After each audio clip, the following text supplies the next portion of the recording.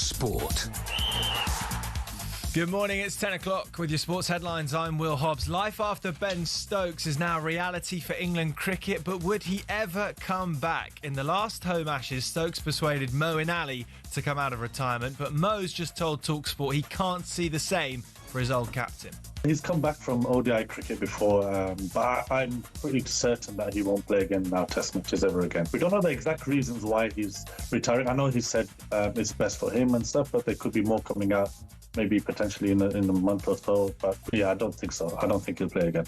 Stokes' decision to walk away from England follows a gruelling and resounding Ashes defeat and a one-game suspension over an altercation in a nightclub. talkSPORT's Steve Harmison says he's angry that Stokes has walked before any of the England management. Ben Stokes is King of England.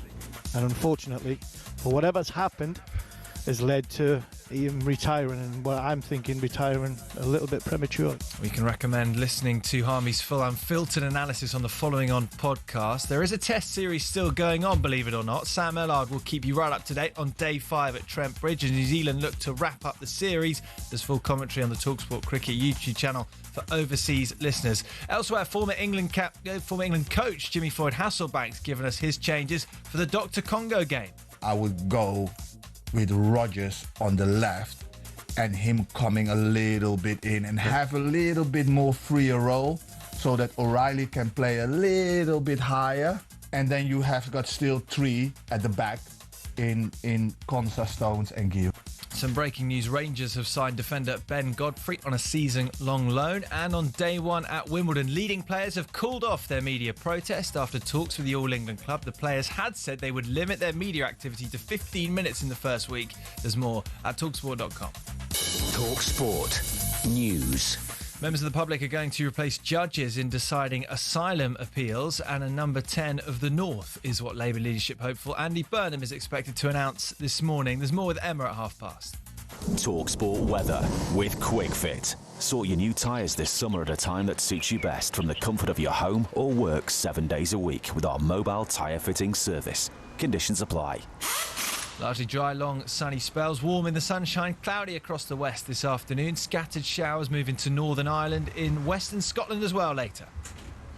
Ready to get that winning feeling with talkSPORT Win. This summer, talkSPORT is bringing you live and official coverage of every game of the FIFA World Cup 2026. And to celebrate, we're giving away £26,000 guaranteed. Go to win.talksport.com to enter now, and you could win 26 grand in your hand, tax-free. Enter now, and you could be the next to get that winning feeling, courtesy of talkSPORT Win. Find out how to enter now at win.talksport.com.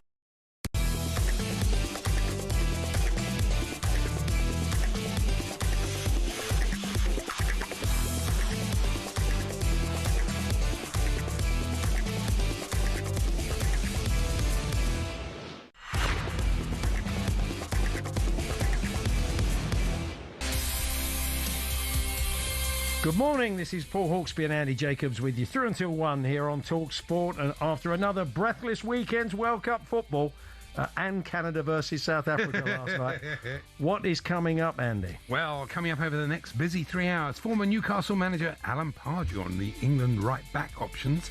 Still struggling to break down defences and managerial dead men's shoes. We'll talk penalties with the man who wrote the book on them. And we'll look ahead to Brazil-Japan with our experts in the field. We'll also wonder where some of these World Cup nations might feature in the English pyramid. And Steve Harmison gives us his take on the Stokes resignation and the way forward for England. There's all this plus Judy Murray on Raducanu, Serena. How soon forgotten? Serena. Well, I always said Serena. Matt, that should be a caller today. You do get some people, they just say it slightly wrong and they do it on purpose. They say, well, I always say Serena. Well, I've never said Serena in my life. Okay, fair enough. And her boys in reinventing tennis punditry, and we'll bring you updates of what's left of the third test at Trent Bridge. We sure will. 5 minutes past 1. Good morning. Good morning, everyone. I feel like I should say that on a big cricket day. Good morning, Andy. Morning, everyone, and lots on the cricket later. And Sam Ellard was so eloquent on breakfast this morning. He summed it up beautifully and perfectly. So we'll speak to him as well as Harmy. Yeah. But never mind Messi. Never mind the great Messi. Never mind Mbappe's hat trick. Oh, yeah. My favourite moment of the World Cup so far of this FIFA World Cup, this 2026. Yeah. was the moment in the Canada-South Africa game when the crowd were doing the Mexican wave, the dreadful Mexican wave, and that woman lost her phone. Oh, yeah. Oh, the karma. It's so beautiful. I'm so happy. I hoped it hit the concourse and smashed into 1,000 pieces. Oh, Andy, you're such a curmudgeon. I hate the Mexican wave. Should be banned along with the Vuvuzela. What was the other? Yeah. Oh, and one bloke shouted, what's it? I've written down, "Let's go, baby, in the hole." You actually heard Oh, him yeah. say that? I wanted to. Oh, you should have been thrown out for that. He should have been. They should have the proper football police at some of these games. Don't you think the proper... Absolutely. Someone who's the arbiter of proper football. Someone like Harry Pearson, the author, or Daniel Gray, someone like that who's kind of rooted in what football's all about. But they're such nice blokes, they wouldn't want to police it. No. I just like the idea of if someone says get in there, you're the worst. You'd make it ugly and unpleasant. They do it in a kind of quite subtle way. But someone said get in the hole. Either Harry or Daniel could go up and say, "Yeah, can I have a quick word?" And then once they get out, then security can do the manhandling in case it kicks. But they do it in a nice way. I did like our reaction to the first England goal on Sunday. Oh, yeah. We both said... simultaneously text each other at the same time. I think, let's be honest... Thank goodness for that, except we didn't say goodness. Yeah. A similar tweet I sent Andy last night during the fantastic footballing spectacle that was Canada, South Africa. It wasn't particularly edifying, was it? As an evening's sport. I was just praying it wouldn't go to extra time, honestly. Yeah, you said this is the exchange. It's not strangely we get on off air. He said this game's not much of an advert for a 48-team World Cup. I said Canada should have had it wrapped up in the first half. Yes, generally poor fare. League One or bottom of the Championship, said Andy. True. To which I then said, funny enough, I was thinking about that today. What league would some of these teams be in? I've just asked Claude, the AI, about Canada. Claude reckons... he does know a lot, Claude. Well, Claude knows his football. He wouldn't shout get in the hole at a game. No, he wouldn't. Claude said Canada would be a mid to upper championship side, he claims. Well, fair enough. Yeah. Then I did ask Claude about Scotland. Oh, did you really? Scotland, lower mid championship, possibly flirting with League One. That's marvellous. Sorry, Shaban, I don't make it up. Take it out with Claude if you ever see him. It's talking of Canada. And now I should say, I can see South Africa winning this on pens, to which you said, I won't, I'll be in bed. Exactly. Hopefully Jonathan Davis can put us out of their misery. The extra time will be unwatchable, followed by thank goodness for that. Yeah, exactly. There we are. That's what goes on. The Canadian goalkeeper Crespo, Crepo. Oh, yeah. Crepo. He's my favourite Marx brother. Yeah. Groucho, Harpo, Chico, Zeppo and Crepo. And Crepo, yeah. The South Africans, they're big fans of Crepo. Alan Pardew's going to join us for a chat. Could you believe VAR has generally worked pretty well in the tournament? But there was one the other night in the DR Congo 4 minutes, game. wasn't it? What's that? It was one that was 4 minutes. Was this the one? I don't know how long it took because I watched some of extended highlights, but it was one, but they ruled out a perfectly good goal because they said about 5 minutes before there had been a hand in the face of one of the other players, the Uzbek defenders. He brushes the guy, he puts out an arm, the guy goes down. Oh, ridiculous. You shouldn't be rewarding that. You should be giving that goal. It was a good goal. Did you like, I'm going to buy you the Canada away shirt. Did you see that last night? Like a plasterer's radio. A right mess. Plasterer's radio. It was a right mess. That's a very good, very, very good I use it very much in the pure context for those fans of the Profanosaurus. I've got a bit of a present for you. Oh, fantastic. Is it time then for Andy Jacobs' World of Tat? I believe it is.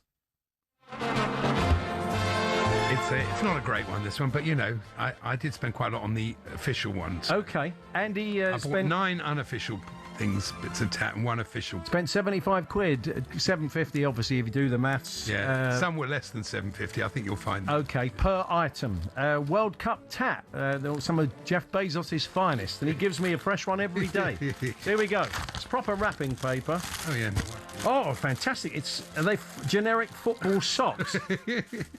Every wardrobe should have one, really. Football gifts for Valentine's Father's Day.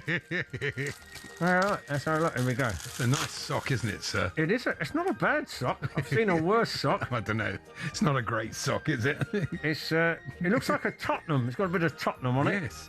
Talking of that, Manchester United, Wayne Rooney's overhead kick. I wonder if Wayne's going to sue these people. Look, that's true. They put Wayne's overhead kick on. They have? Oh, yeah. That's a good point, David Beckham. They've used real photographs. Oh, look at that. Yeah, they've used real photographs. You can actually. That's a sign of great tact. That is well done, guys. Thank you very much, Andy. I'll wear those with pride. I'll wear them tomorrow.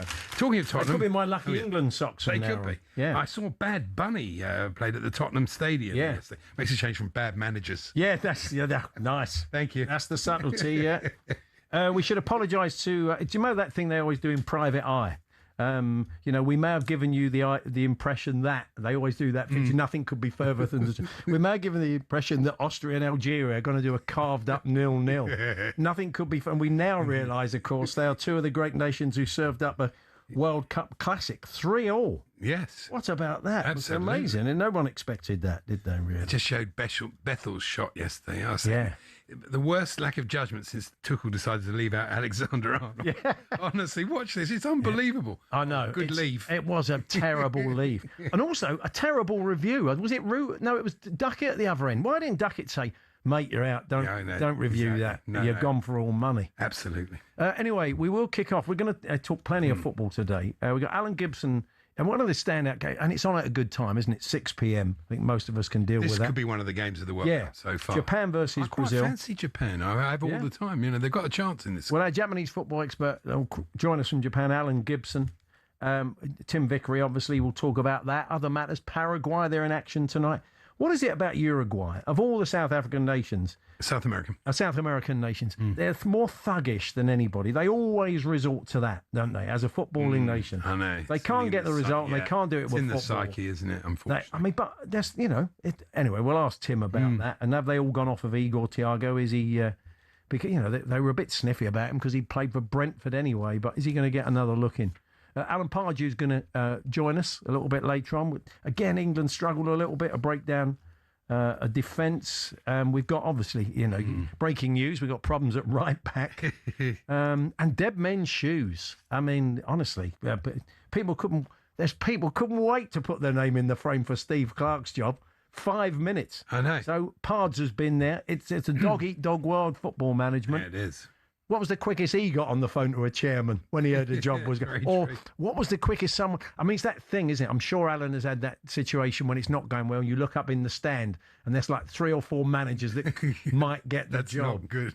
So anyway, we'll talk to Pards about that later on. What division would some of these nations be in? We told you Scotland, apparently according to Claude, would be flirting with League One.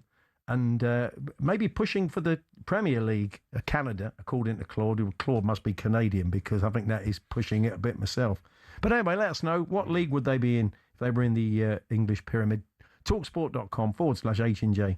Text to 81089. Tweet to TSH&J 03717 223344. You can get in touch on that. Whatever you want to talk about today. Anything springs from our conversations with Alan Pardew or Steve Harmison up next on the cricket. Harmy's had an evening up there in... Nottingham, I'm sure, chatting to people. It'll be interesting to see what he has gleaned after that shock we had yesterday afternoon when Ben Stokes called it a day. But Harmy kicks us off. We'll keep you in touch with the third test when it gets underway at 11 o'clock. England have got some work to do, I think it's fair to say. It would be some victory if they managed to do it. Well, the thing is, they're going to lose. They are going to, the thing is, they are going to lose. Well, in the old days, they might have approached this, a draw would be enough to draw the series, but they don't look at it that way. No. I think we saw from Harry Brooks' approach that was never going to be the plan to bat the day out. No. So, Harmy kicks us off. We're here with Selco Builders Warehouse. It's where the trade go.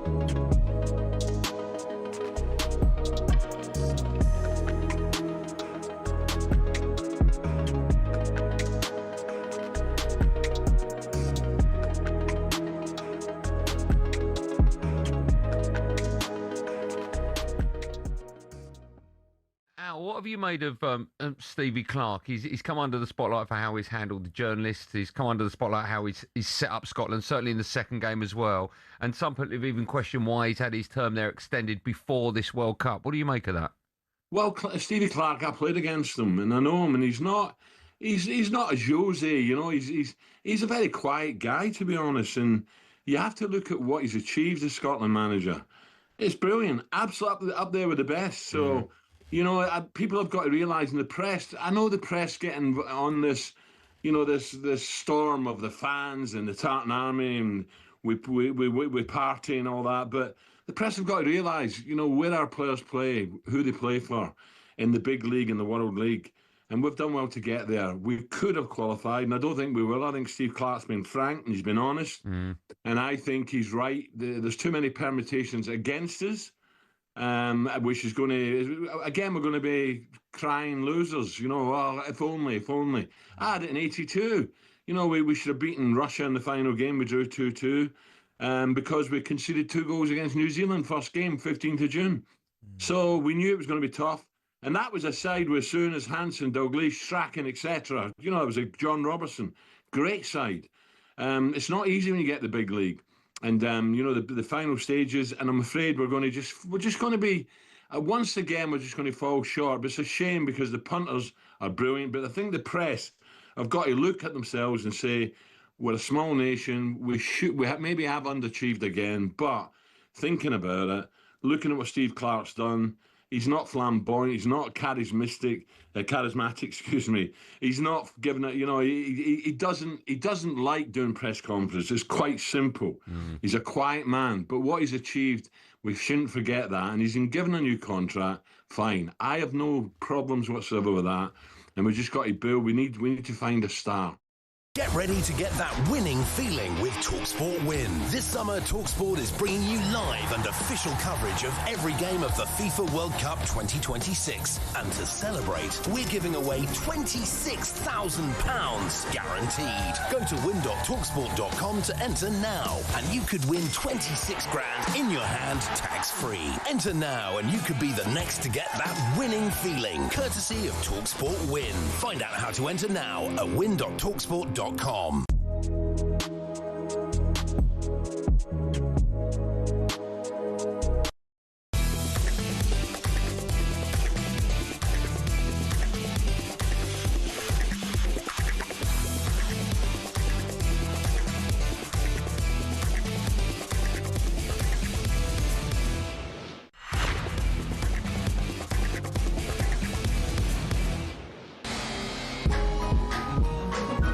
Listen to that roar. Ben Stokes. And he's got the catch. Can you believe it?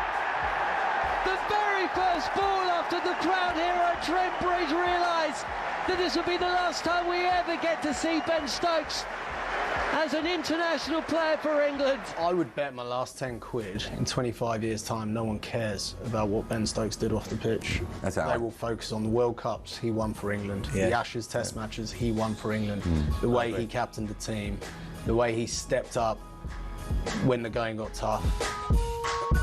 Yeah, I think we're all blindsided by that news that broke during the third test yesterday afternoon that Ben Stokes was going to step away from international cricket and give up the captaincy. Such a shame. Head of the, one of the listeners points out, Brent says, John Norman did say to you last week that something was wrong behind the scenes. He just got the vibe when he was up there. Yeah. I guess it was true of our next guest as well. Friend of Ben Stokes, former England bowler, Steve Harmison. Hi, Harmy. Good morning, gents. How are we? Yeah, the dust has settled a bit. I mean, I listened to you last night. I saw the clip that talkSPORT put. You're obviously understandably emotional about a lad that you've kind of watched go up and go to the very top of the game. I mean, now in the cold light of day, the dust has settled, so you probably had a few beers with people last night. I mean, what are your feelings today? What did you glean from last night?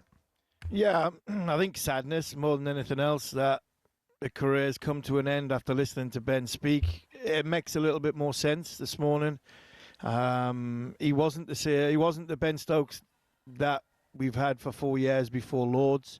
And then what happened with the probably raw emotion of winning the test match and everything that he's had to go through, either coming back from Australia with been humbled with what happened over there, going through the injury that he had, which was a severe blow. And the things that he's saying about going to the world to try and get him in a position, I know what it's like to try and, when you're in your 30s, trying to get yourself in a position to go again from a fitness point of view. He's had the fight's going out of him, and I didn't see that yesterday, I must admit. Whether it's one last fight, and he was standing on the ropes in the 12th round and thought, that's it for me, I'm going to punch myself out once more. Pardon the pun. He did that in the game, in the bowling and the batting, but there's obviously more to this. There's got to be more to this. Ben Stokes has had an issue with his employers. His employers have had an issue with him over the course of the last few weeks, and whether it is a protest retirement, whether it is Ben Stokes has got more left in him. There's people thinking that he might come back for the Ashes if the regime change. I don't think he will. Knowing Ben as I do, he's very, very stubborn. I think this is it for Ben Stokes. I think he's played his last game, and whatever happens this morning, we'll see him in a press conference for one last time in an England shirt, and I actually think it's sad. Whether he's got more in him or he hasn't got more in him, I mean, this guy is going to not only take some replacing, the whole mentality of this group will probably have to change. I've written that. Stokes irreplaceable. He's like both of them and Flintoff. Yeah. He's a triple threat because he's got his captaincy as well. And I think it's terrible. The wrong person's leaving. If Key and McCullum had gone after the Ashes, which they definitely should have done, this may not have happened. And, it is very, very frustrating because there is no... Steve, is there? There's no clear person to take over. I don't think Root particularly wants it. I don't think he's particularly a great captain. And Brooks too immature. And who else is there within this group? Really. No, nobody really. To be honest, Andy, you make great points. You make points that every England cricket fan is making, and I think Root took it because he probably knew his best mate was coming back for that one Test match. I mean, Harry Brook played an innings yesterday, which is, it was borderline embarrassing. I mean, 21 off 9 balls. I understand they want to stick by Ben Stokes and they have, loyalty towards him and play the way Ben Stokes wanted them to play that one last time. But it's still a Test match. I thought there was some poor cricket, there was some dumb cricket played, and I think it just typified the Bazball era. I think you're right. I think Brendan McCullum. I think that this has to change. It has to move over for the next person to come in. Whether it's Harry Brook as the next captain, I don't think it'll be Joe Root. I mean, Joe Root's. He gets some stick for not being a good captain, but the reason why Joe Root's captain is because he hasn't got Ben Stokes. In trying to replace Ben Stokes in the team, I'll go more into it on commentary, but you look at Shoaib Bashir. Shoaib Bashir can't play for England when Ben Stokes is not playing. Then you look at Jamie Smith. Ben Stokes wanted this batter who was more forceful in the middle order to bat with the tail, and then so all of a sudden, but he's dropping catches and he's not scoring the runs. So you're looking at Jamie Smith's position under a new regime. That might be changing. And you look at Jofra Archer. Jofra Archer can't play in a 4-man bowling attack. He proved that last week. He bowled an 8-over spell and then couldn't bowl for nearly an hour and a half on the next morning. That can't happen in a 4-man bowling attack, and that's what happens when you haven't got an all-rounder like Ben Stokes. So when Joe Root is criticised for not being a captain, the reason he's captain is because he hasn't got Ben Stokes. And if he hasn't got Ben Stokes, the balance of this side and how this side's made up is totally lopsided. What about county captains? Can you think of anybody out there that could do the job? You're saying Ollie Robinson he's only just become Sussex skipper. He's in the setup. He's never fit. Yeah. I mean, we missed him. Don't get me started on Ollie Robinson. I mean, are you two winding me up? Are you trying to wind me up? I was very vocal when Ollie Robinson was picked in this side. I mean, he walked off. He's let England down not once, twice, but 3 times from being unprofessional and his body letting him down. And yes, he might have changed sort of method and mentality, and he's got himself in a position where he's now in charge at Sussex. Ollie Robinson got 5 for in the first Test match at Lords, and he wasn't deemed good enough to. He wasn't deemed selectable or enough. We had enough trust in him to select him in 40 degrees heat for 2 days at Trent Bridge. So I think for him to be captain, I think it would be a. So is that a no then? Is that a no then, Harmy? Well, what about? I mean, it sounds like you're on the fence a bit. What about people like? What about somebody like Ben Foakes, who's much better wicketkeeper than Smith, I think just as good a batsman as him in Test matches, just as effective. Somebody like that might help. Somebody with a bit of maturity. Not in this setup. The trouble is that with Kean McCullum, the way it is, it goes back. England's always been a bit cliquey. I just wonder, they're going to look for someone within the tent. If it's going to be someone outside the tent, if you like, or someone coming back, it's going to be a different hierarchy, isn't it? It's going to be Harry Brook. They've literally backed themselves in a corner. If this current regime stays, it's Harry Brook. They can't do anything other than give it to Harry Brook. Understand that the Joe Root one-off game because Ben was coming back. Now you're replacing a captain who's retiring, so you're replacing a captain full time, and that full time heir apparent is Harry Brook, who does the white ball games, and he's got 8 white ball games. Yeah, he's not mature enough. I totally agree, but he's got 8 white ball games coming up against India. And he's got 8 press conferences with the media who are going to try and pick the bones out of what's happened with Ben Stokes. And that could be challenging come first Test match against Pakistan on the 18th of August, when he potentially, if this regime changes, then there might be a different thought process. But if McCullum is still in charge, then Harry Brook will captain England against Pakistan on the 18th of August at Headingley. Just a final one on Ben Stokes. You know him pretty well. It was interesting that he said he almost needed to play for Durham. You kind of hinted at the fact the other week that he wanted to make sure it wasn't cricket he'd fallen out of love with, just maybe playing for England and being the captain. So what next for him? He'll go and play franchise, I'm sure. Go and play for Durham. He'll enjoy himself again. Do you see him coaching? Do you see the media? What's his future, Harmy? I'm not sure. Coaching, possibly. Mentoring, probably. I think that would be the role I would try and push him into. He's got a bit of time. He's got a few quid in his pocket, so he can make that decision when I think he gets bored of being at home. He's 35-year-old who spent a lot of time away from home, and you get used to that. You get used to not being, in one place at one time. So sometimes you could get you could do when you retire, get a little bit of itchy feet. So good luck, Claire, when she's trying to get him to do the chores and stuff like that. But no, I can see him playing for Durham till the end of the season. I don't see him playing in the IPL. I really don't see him playing in the IPL. I think if he was going to go down the IPL route, I think he would have stuck with playing cricket for England. The intensity and everything that goes with the IPL, especially as a superstar. Ben Stokes is not going in as a Jacob Bethel at the lower rate. Ben Stokes is going in like Jofra Archer as a superstar. I don't see him doing that. He might play at SA20 over Christmas because he can take his family with him, and it's a nice place to be, possibly the Dubai League, and then play for Durham. Because, like he said, the love for cricket is still burning.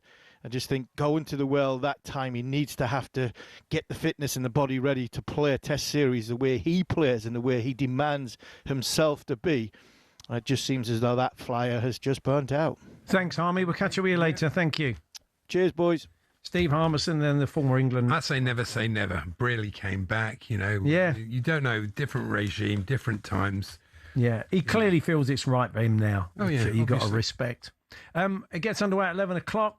England behind the 8 ball, of course. It looks like they're heading for defeat, but who knows? But unfortunately, we haven't got Ben Stokes to come in because he opened yesterday. If you're you want more on Ben Stokes from Harmy and John Norman and our team bringing you the coverage, our overseas listeners can enjoy ball-by-ball commentary at the talkSPORT Cricket YouTube channel.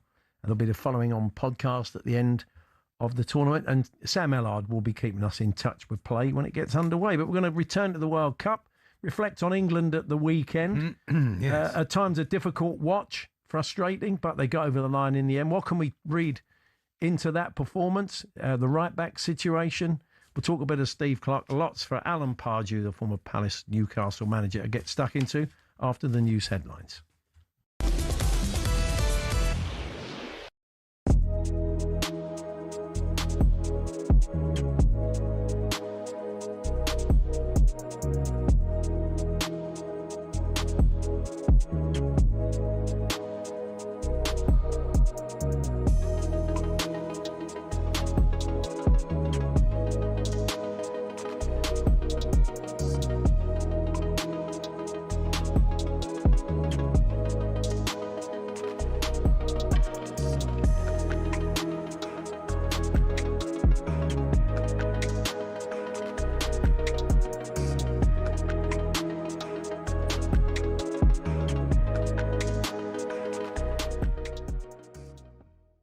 Benty has been terrified all week about the Ghanaian witch doctor he slagged off. No, he did not. Supposedly putting a curse on Harry Kane and England's number 9, subsequently missing a sitter.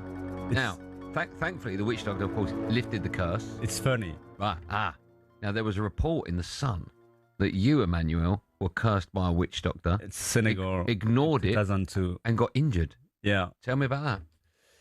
Yeah, before the World Cup in 2002. No, after the World Cup, actually, because we went out very quickly, during the World Cup in Asia. And when I came back, I was in holidays in south of France, and I had a friend, he was selling watches, on the beach, and he was expecting me. He was waiting for me for days. And then when he saw me, he came to me straight away and he said, I'm so happy to see you because I have something important to tell you. And I said, well, what is it? And he said, you have to be very careful because you have, how can I say that? Curse? A curse, yeah, on you. And you have to follow exactly what I'm going to tell you. And I said, what is it? He said, you have to go in Africa and you have to buy a cow and you have to kill it. And you have to follow. Bit detailed and extreme, that one. Yeah, but I said, listen, I understand and I really appreciate that. But this is your traditions and I'm not into it. So I won't do it. And 6 months later, I had to stop. But is it coincidental link? I won't say that, So what happened to you? You got injured? Yeah.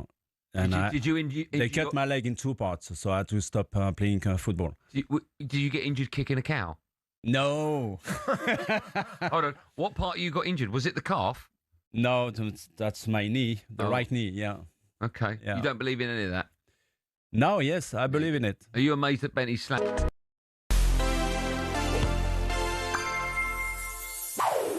One of the beautiful things about the World Cup is when someone just takes the tournament by storm. Some obvious names pop up, like James Rodriguez. Back in the 90s, there was Salvatore Schillaci. 6 of his 7 career goals for Italy came with Italia 90 as he carried the Azzurri to a 4th-place finish at home. That was the tournament we saw a 38-year-old Roger Milla go from Cameroonian squad player to dancing by the corner flag. And of course, in 98, Michael Owen, who the rest of the world hadn't really heard of before he made some Argentinian greats look like school children. And thinking about Liverpool, they probably wish the 2002 World Cup never happened, because they signed this guy off the back of his performances in Japan and South Korea. They could have had him instead, and Steven Gerrard's still crying. No player's ever taken a tournament by storm quite like Paolo Rossi, though. He served a 2-year match-fixing ban before the 1982 World Cup and did absolutely nothing in the group stage. But then, an explosion of goals. A hat-trick against Brazil, 2 in the semis against Poland, 1 in the final against West Germany. Italy won the World Cup thanks to him. He also took home the Golden Ball and the Golden Boot. He's the only player to ever win all 3 in the same tournament. The World Cup is full of fairy tales, but none compare to Rossi's 82.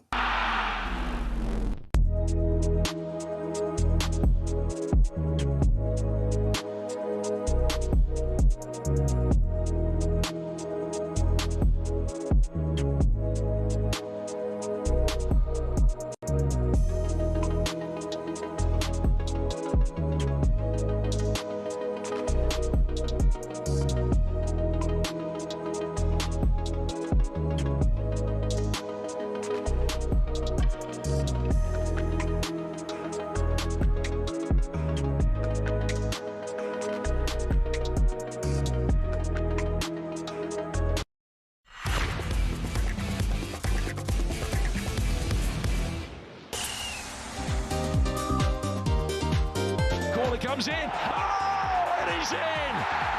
Jude Bellingham comes up trumps. Relief. Utter relief. You could just sniff that goal coming. You really could. Bellingham twisting left-hand side of the box, clipping it in for Kane. There it is. Kane, the dependable captain, with more goals now in England's World Cup history than anybody else. Knockout football is coming. The tournament starts completely new. It will bring the best out of us. Come on, let's do the Congo. 2-0 to England here in New Jersey. Yes, we got there in the end. I think our exclamation to each other was probably echoed across the nation. Thank goodness for that, or words to that effect. I've written here at one point, can we bring on Den Bailey? I heard his great-grandfather was born in Worksop. He just couldn't break them down. He didn't have no attacking ideas at all. So, it seems as good a place as any to talk about Duracell's Extra Mile, where we pick players we think went the extra mile, those players that brought a game-changing performance and unstoppable power. Can you guess who it is yet? Duracell's Extra Mile on talkSPORT. Different, better, unstoppable. Alan Pardew joins us. Hi, Alan. Morning, fellas. We're going to kick off talking about Jude Bellingham. We just heard that little bit of our commentary from the game. Yeah, I mean, he was the standout for us, wasn't he? Making one and scoring one at a time when it was getting very frustrating. Yes, we was looking like we was going down that same road, the Ghana road. But no, Jude, from the moment he's arrived, really, he's looked in a positive sort of mindset, particularly different to the Euros, where he seemed to be carrying the media world on his back. I think he's freed himself up. He wants to be the catalyst. And certainly the two moments that he had in terms of the goals was important, but his all-round performance was probably just as good. And, you know, he reached heights that we know he can reach. And I think, you know, the question mark about him having that kind of streak in him is true. It's not going to go away. But when he channels it in the right way, it takes him to another level. He's class, and Tuchel had a problem with him, but has sorted it out, and obviously they're working better together now. So why couldn't he have done this with Alexander-Arnold, the same thing? I mean, seriously. I mean, you know, it's madness. You look at the right-back position. Who wouldn't imagine that Reece James, if you know anything about Reece James, you knew he was going to get injured.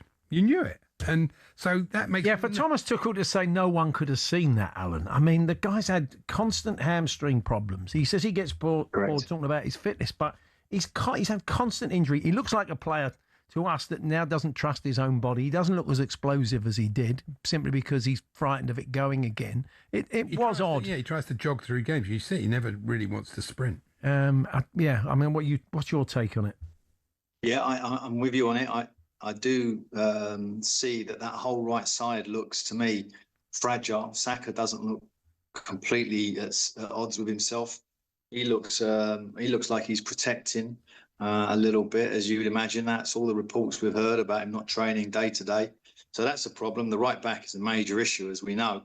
And, you know, the only way we're going to solve that probably is Spence. And I think he must have played like 5-6 times at right back for Tottenham last year. So it's not a position he knows. We have no relationship down that side.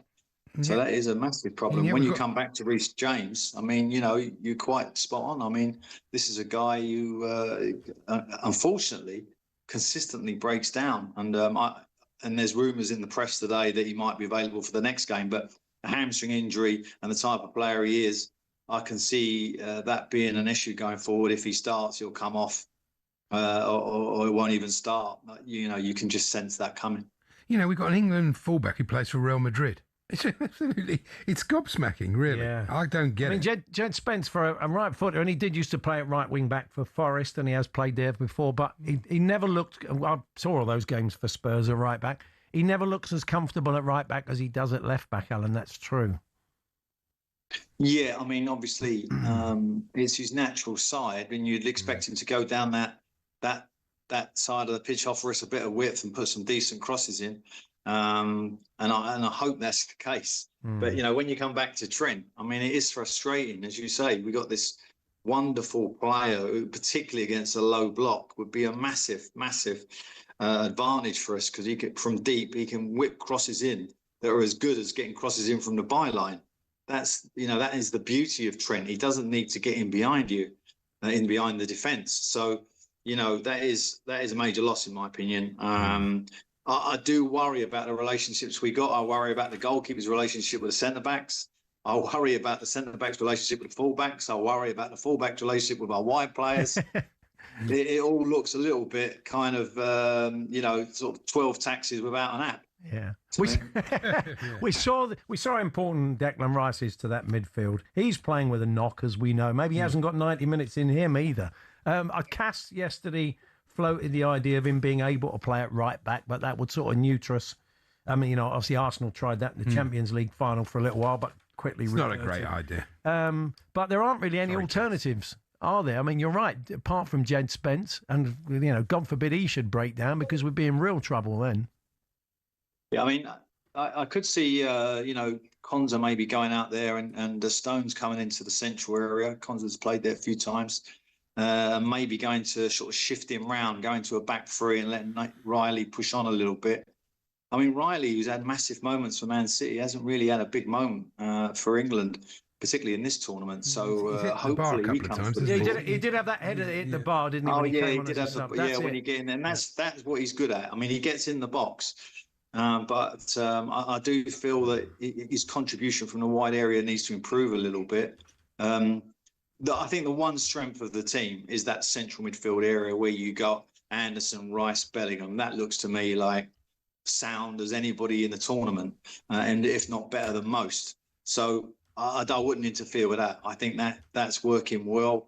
Obviously, Rice sat out the last game, but he'll definitely be back, and he's very, very important. It was noticeable, Alan, that when England brought Watkins on, he does stretch the defence. The game does look different. I mean, you can't leave Kane out, but has he got to find room for Watkins later in matches? Yeah, I would suggest that, I've been a little bit disappointed with Thomas not changing the system. He's stuck with the system almost like, we talk about this philosophy, sort of managers who go, oh, this is the shape, we'll dominate, we get better at the shape, we'll stick with it, it's what we do. I'm not always with that. The opposition have done their own work, the wide players are marked tightly. I would like to see what you're kind of, you're suggesting there, that maybe Watkins comes on with 15, 20 to go and pair him up with Kane. And then we got, that kind of Beardsley Lineker effect with one little lively one going down the sides, trying to create a moment and giving a different question to the opposition. We're going to have the same issue again with DR Congo as we've probably seen earlier in the tournament. They're good at the back. They don't give a lot of goals away generally under this new coach, relatively new coach. And, they're good on the break. So we're going to have to find solutions again to break down a side that are going to be defensively solid, Alan.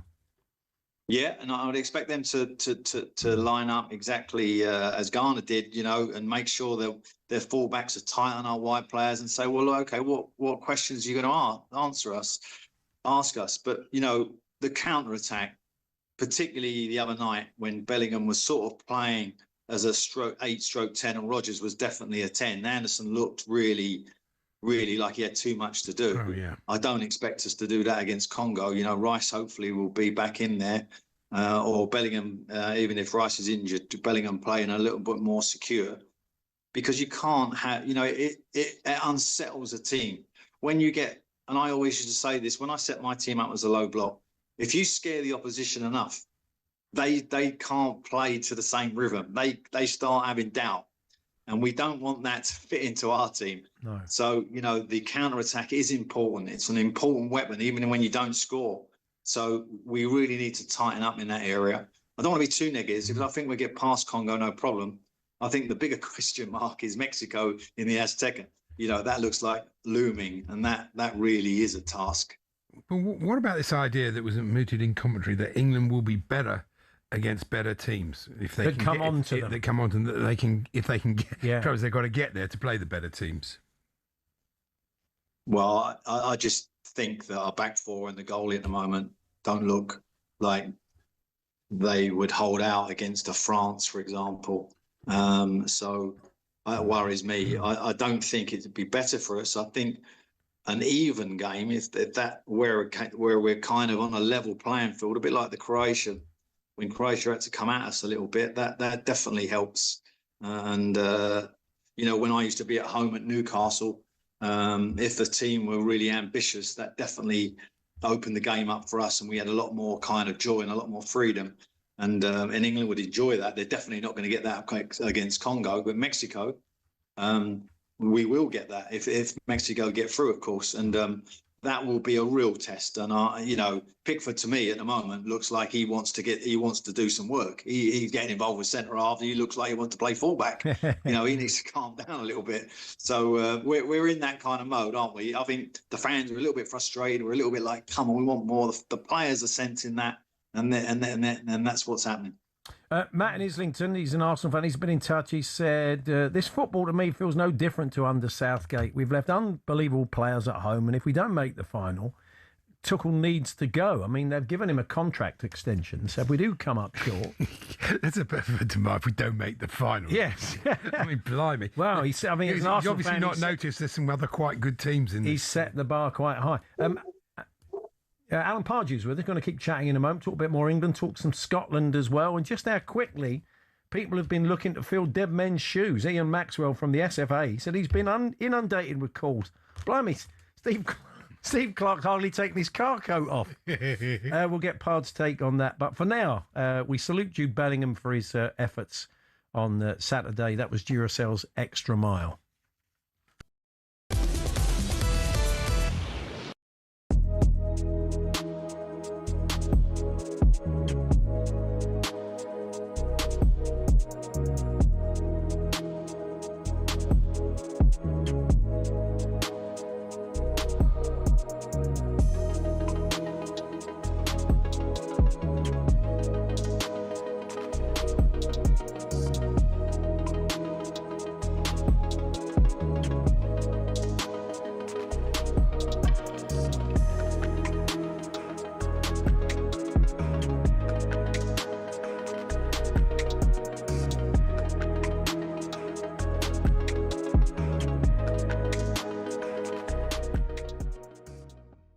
Manchester City have agreed a £116 million deal to sign Elliot Anderson from Nottingham Forest.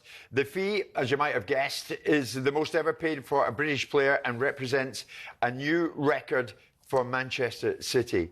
He's 23, Anderson, and has now been given permission to undertake a medical right here in New York today, with the deal subject to the finalising of personal terms. You would think that will get done quick style. Alex, Elliot Anderson, this is a remarkable rise, isn't it? Certainly is, when you think that he went from Newcastle to Forest for a relatively modest sum. I know Eddie Howe at the time didn't particularly want to cash in, but obviously they had issues with PSR. Yep. It's interesting, the figures. City side are saying 116 million. Forest side are saying actually it's nearer to 130 million. Either way, it's a record, as you say, for a British player, potentially a Premier League record fee, eclipsing what Liverpool paid for Alexander Isak this time last year. I was speaking to a couple of ex-players at the darts last night, and we were pondering, if Elliot Anderson is really a £130 million player, how much would someone like Paul Scholes be worth in the current market? I think he's a terrific player, Elliot Anderson. I'm not sure he's a £130 million player. Well, sure. He joined Forest, as Alex says, from Newcastle in a £35 million deal in 2023. So, not so long after that, we've now arrived at 116 million. Well, brilliant business for Forest. If I'm going to my chairman... Hello, I'm Matt Forden from talkSPORT. This is How to Win the World Cup. This is the best squad I think England have ever had.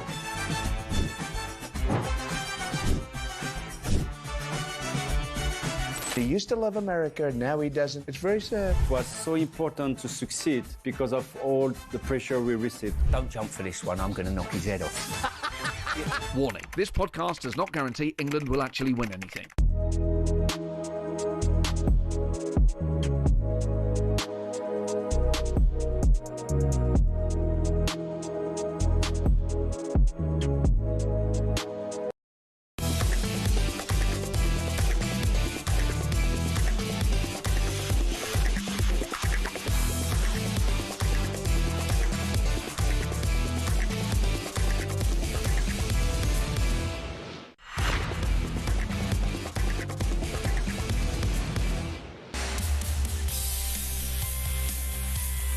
Jay says, I've tuned in late. Have I missed Andy's cricket rant? Well, there's no cricket rant. It was more sadness than a rant today. We'll come back to the cricket. England have still got to get 270-odd runs, haven't they, really, to win this, and they're 4 down. So gets underway at 11. We'll have updates, and it's live if you're overseas, ball by ball. It's a bit like the football. You know, we've got better players. The New Zealand are a good team, but we've got better players than New Zealand. Yeah, we shouldn't be losing. They should not be coming to England and winning a series. No, absolutely not. Alan Pardew's with us.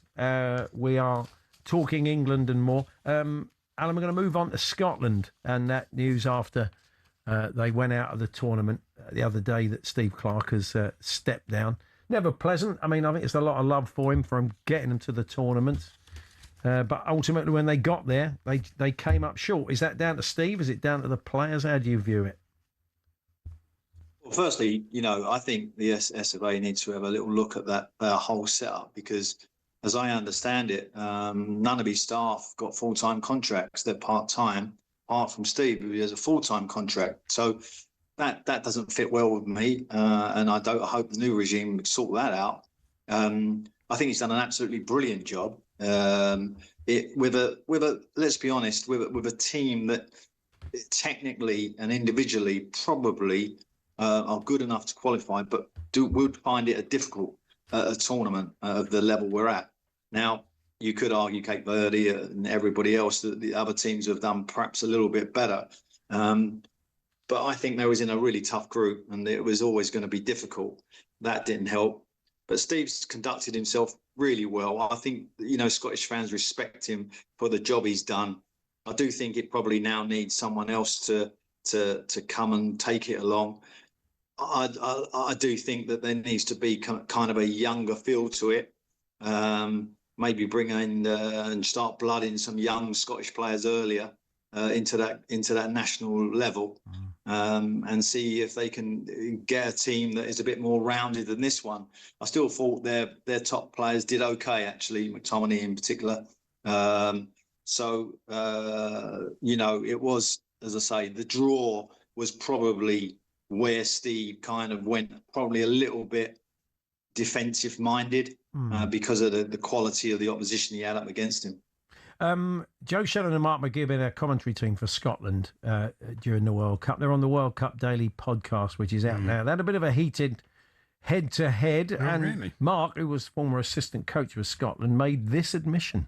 Made comparisons with Gareth Southgate, and they both took over when, you know, things weren't at their best and they had to do certain things with the squad. You know, the first thing both of them did is they made, you know, Steve's made Scotland and Gareth made England much harder to beat. You know, and in a way, over the 7 years, you know, Gareth Southgate raised the expectations, raised the ceilings of expectation for England.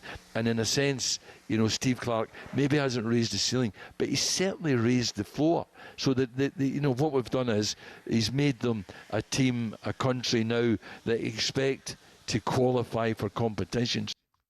Interesting stuff. It's all on the World Cup Daily podcast, wherever you get your podcast. More from Mark. Yeah. I actually thought that was spot on, by the way, from Mark McGee there. That made complete sense to me. And Mark's, you know, astute follower of the managerial world, and those are wise words. Now, Ian Maxwell from the SFA has said he's already had lots of calls and people wanting the job. Now, poor I say, Steve hasn't got his car coat off yet. It's a bit much, isn't it? You must have been there, Alan. You know, things are tough. Maybe you've, but, you know, it's not going well. Then you look up in the stands for a game and you see three blokes that are out of work at the moment. It's proper dead men's shoes, the cutthroat world of football management, isn't it? Yeah, it certainly is.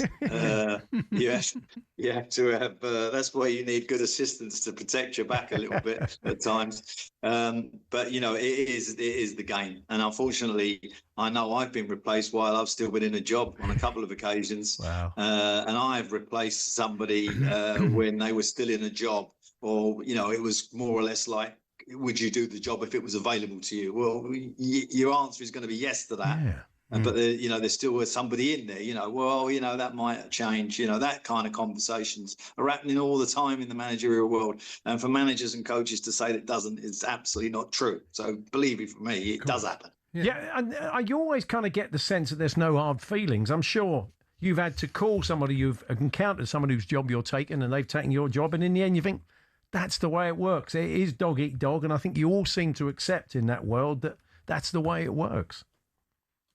Yeah, I mean, I'll give you an example. When I was at Crystal Palace, and I thought I did an unbelievable job to save them for relegation, take them to a cup final. And the next year was a bit difficult, and I was on my way out. I didn't realise I was on my way out, by the way. But I know since I left that Sam had the job while I was still there. Sam Allardyce, and there I am doing Uber Eats ads with him about 3-4 years later. So it is all forgotten. We kind of okay, it is what it is. I don't blame Sam in any shape or form. But that's the process. We're going to have a chat with the guys at BetMGM later on about the next manager odds. There's some interesting names being thrown up. I mean, David Moyes is not going to leave a top job in the Premier League at a club where he's got such a connection, you would think. Even Alex Neil, I don't know. I think, he's got a very good role in club football. Ange, because of the job he did with Celtic, I know a few people I think Cass was saying yesterday, his football is just too open with a team like Scotland to play like that. So have you got any thoughts on it, Alan? Well, all those names won't be taking that Scotland job, that's for sure. With the exception maybe of Ange. I genuinely feel it's a national job. Of course, it's an important job, and it carries more than just a football team. You carry a kind of social responsibility as well, and so it is a big role. I don't think the pay is enough to take someone like David Moyes there. Would David do it and just put the money to one side? The 4 or 5 million he's earning at Everton, maybe he's at that sort of stage of his career, but I just don't see it at this time. I think he's got a big job to do at Everton, and he's enjoying it. With managers, when jobs come around, even if they're national jobs, it very much is about what is happening with you right now. Are you happy with the job that you're doing? Are you settled? Then why take on a responsibility like that unless your heart is really in it? And I suggest the phone calls that SFA chairman are getting are probably managers who are out of work. Yeah. That would probably make a lot of sense. Maybe they go bold. What about someone like Sean Maloney, who's worked with Roberto Martinez with Belgium? He's coaching with Martin O'Neill, isn't he, at Celtic? Is kind of the Craig Bellamy model, a younger coach. Yeah, it's possible. I thought, it might be a little bit different and a step up. It's worked for Wales, isn't it, to a certain extent? Absolutely. And Klinsmann, of course, when he finished his career, he was straight in more or less West Germany manager. I think that the international model works well with a senior manager who's been around the block and can cope with all the media duties. And actually, a younger one too, where I think mid-career, I'm not sure it's a role for anybody. But when at the start of your career, you're all sort of green and you're bushy-tailed and you're positive, and that's not a bad thing to have. I don't think as a manager, you might make the odd error in the media, but usually you can overcome that if your results are good. So yeah, I'm all up for a younger coach for Scotland. I think that makes a lot of sense. What about Alan McPardew? Yeah, no, I have no connection with the Scottish world. I've got a couple of Scottish friends. No, I couldn't live with them. They would be destroying me. There we are. Alan Pardew rules himself out of Scotland job. That's going to be the headline. Good headline. Yeah. Cheers, Al. We'll catch up with you soon. Alan. Thanks very much. Cheers, guys. Thank you. Alan Pardew there reflecting on all the big stories in the World Cup this weekend. The cricket gets underway very shortly. They're just heading out England to try and chase down that pretty hefty total. It looks like Ben Stokes there in his civvies, clapping the batsman on. His job is done. Mark Butcher's going to join us to give us his take on what went on yesterday and the way forward for England. But we're talking penalties. Ben Littleton wrote the book on the subject, and of course we are potentially into penalties. I think for one horrible minute we were going to be into them last night in that first game between South Africa and Canada. But thankfully they scored late. We'll chat to Ben. He'll talk about his new book as well. Tim Vickery's going to join us with the very latest from the world of South American football, with Brazil in action tonight. And that game, of course, should be a corker against Japan. We'll get a Japan angle from Alan Gibson over there later. But it's live from 6 o'clock here on talkSPORT.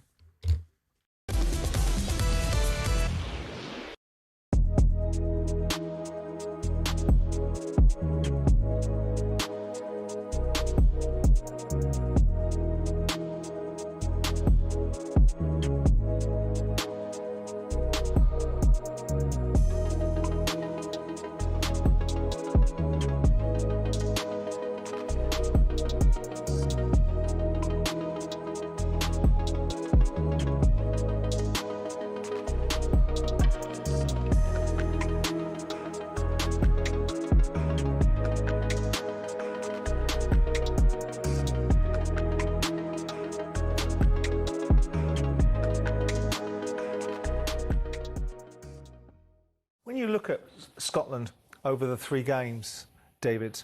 What is your overall assessment and takeaway? I mean, most of us looked at it and felt that Morocco and Brazil would be a reach to get anything from, and that the outcome of the Haitian game would be important and that goals needed to be scored. Criticism is being made of Steve Clarke. I'm not asking you to jump on the bandwagon, but the manner in which Scotland have played, the lack of bravery, the fact that they've been very negative in lots of people's minds, and Steve as a defensive coach. When you hear all those things, what's your assessment of these 3 games and the opportunities that Scotland have either taken or missed? Yeah. Well, we spoke the other day. I think the biggest word what you're missing here, Simon, is quality. I don't think Scotland have the quality at the moment available to them to compete. I'm not saying that on the odd day that you wouldn't beat one of these teams and get good results, which we did against Denmark, for example, when we get through those games. But I just feel that generally Scotland have been short of that level. We talked about it a few days ago when we were talking about the Haiti game and only winning 1-0. We all felt it was a really good result. Not a really good result, but a good result because we had got 3 points. But you were right in what you were saying. We probably needed to score 3 or 4 goals. But I don't think MD, who's played Haiti yet, or certainly Morocco, have found it that easy.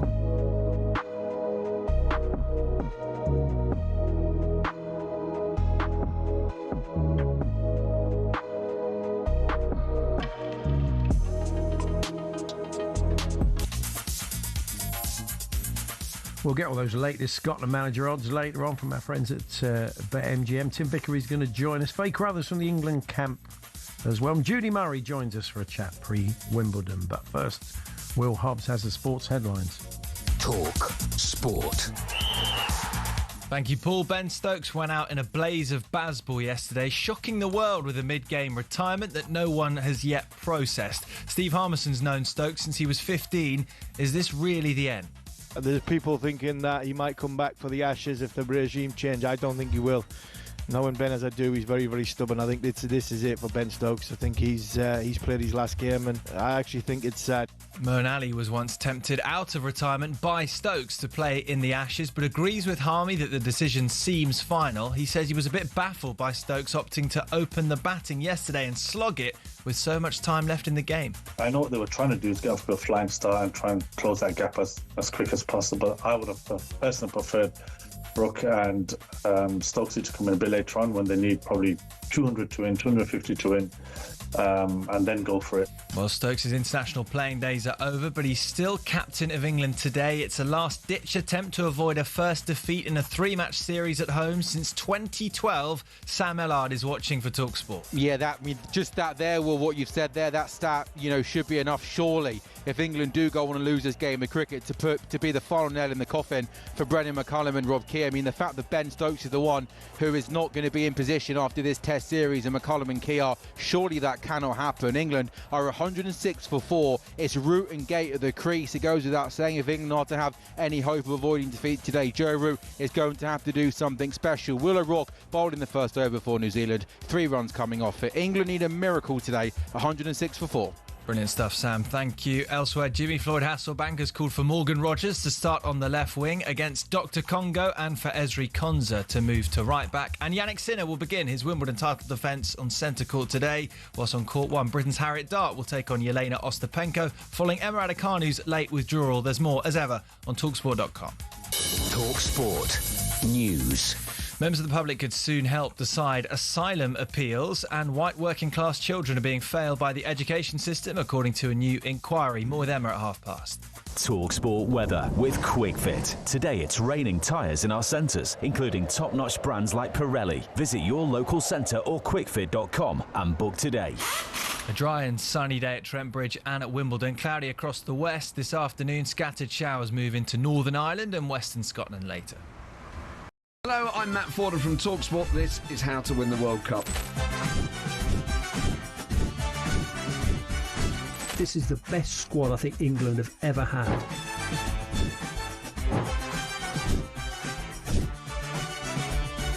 He used to love America, now he doesn't. It's very sad. It was so important to succeed because of all the pressure we received. Don't jump for this one, I'm going to knock his head off. Warning, this podcast does not guarantee England will...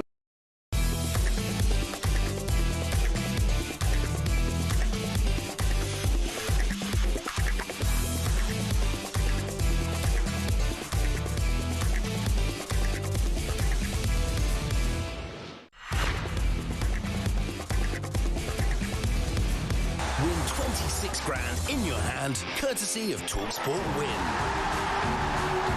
Yes, England are celebrating after a fashion. Now it's your turn. talkSPORT have commentary of every single game from the FIFA World Cup 2026. And to celebrate, they're giving you the chance to win £26,000 cash. The best part is it's completely tax-free. £26,000 could be yours. Here's how. For your chance to win, visit talksportwin.com or text WIN to 83338 by 6 p.m. on the 20th of July 2026. Text costs £2.50 plus your standard network rate, or send your name and number by post to Comp 1, PO Box 3190, Colchester, CO2 8GP, to arrive by midnight on the 23rd of July 2026. 18 plus, UK residents only. For your chance to win, text WIN to 83338 right now. It's a network promotion. Full T's and C's at talksportwin.com. Good luck. So, penalties. We didn't get any last night, thank God, because we knew that extra time in South Africa, Canada, was going to be an absolute dog with fleas. It would have been bad. So, thank goodness that didn't happen. But it was a lovely winning goal, wasn't it? The match didn't deserve that. It didn't. No, it was a cracking finish. Yeah, that's right. So, it didn't happen, but we're almost certainly going to see it at some point. Let's speak now to the man who wrote the book on penalties, the excellent 12 yards. It is Ben Littleton. Hello, Ben. Hi, Paul. Hi, Andy. You have a new book out. Let's talk first about your new book. Yes. You've written in the children's area before, Save Like a Keeper. A little handbook for the young goalie. That's right. Also applicable to older goalies, but we now know that the goalkeeper position is so much more demanding and challenging than it used to be.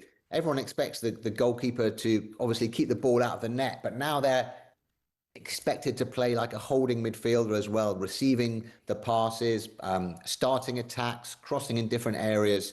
So it's complicated to be a goalkeeper these days. Thibaut Courtois said this World Cup is the World Cup of goalkeepers. We've already seen some amazing performances. You think of Vizinha of Cape Verde against Spain, Beren Varane of Iran against Belgium, even Eloy Room of Curacao against Ecuador. So there's some goalkeeper heroes that have already emerged in this tournament, but as the tournament goes on, we're going to see some more. Just think about the World Cup final from 4 years ago, guys. Yeah. You know, it was won because Emi Martinez made a save in the last minute and then was the hero in the shootout. So we have a goalkeeper hero yet to emerge, even though we've seen some already coming through. What age group would you say this is aimed at, Ben?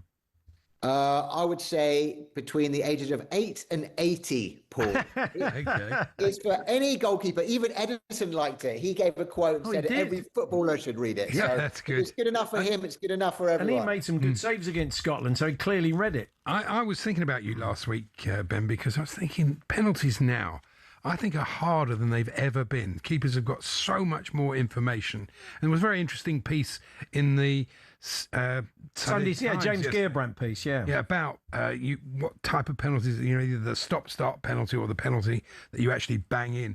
And it has become more difficult, I think.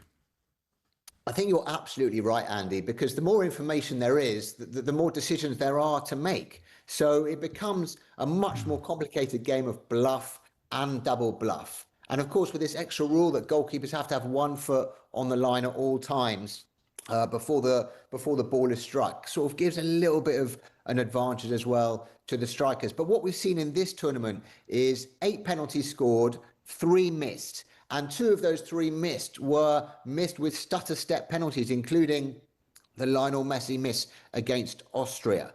And so what goalkeepers are doing are waiting for the striker to kick the ball first before they move. And that adds additional pressure, obviously, to the strikers who are kicking with the goalkeeper-dependent method. And that's when you wait for the goalkeeper to make the first move.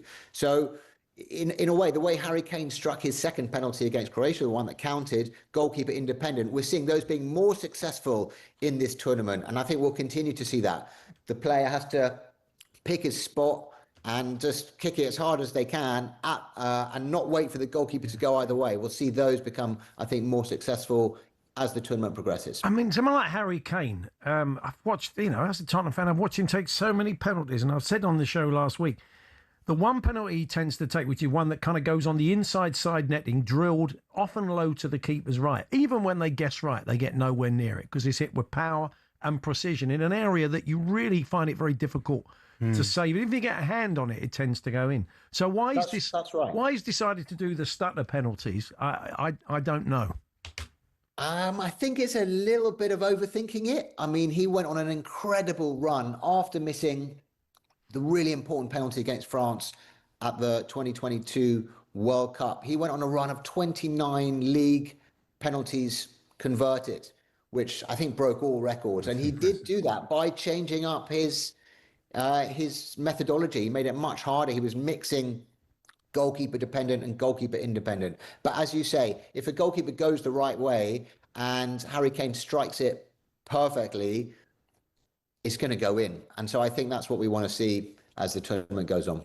Do we know whether they have changed this rule on the toss for the shootouts? They've sort of been mooted, but I don't know. I think it's a good idea. Is it seems fairer. The one coin toss. So you either have a choice of whether you want to go first or second, and then the other team who lost the toss, get the other choice of where they want to go or which end they want to shoot at.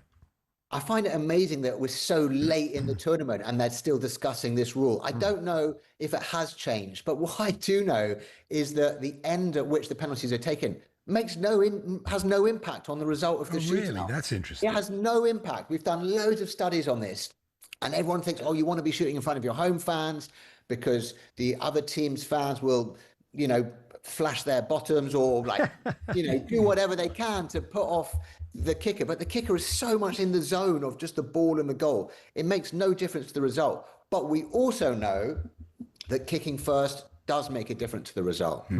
So if you win the toss, you really, really should kick first, because as the tournament goes on, as we saw in the PSG Arsenal shootout in the Champions League final, if you are kicking a penalty to avoid defeat in the shootout, the conversion rate goes down considerably. And that's what happened to Gabriel. If Gabriel was kicking that penalty to win the shootout, I would fancy of him to scored.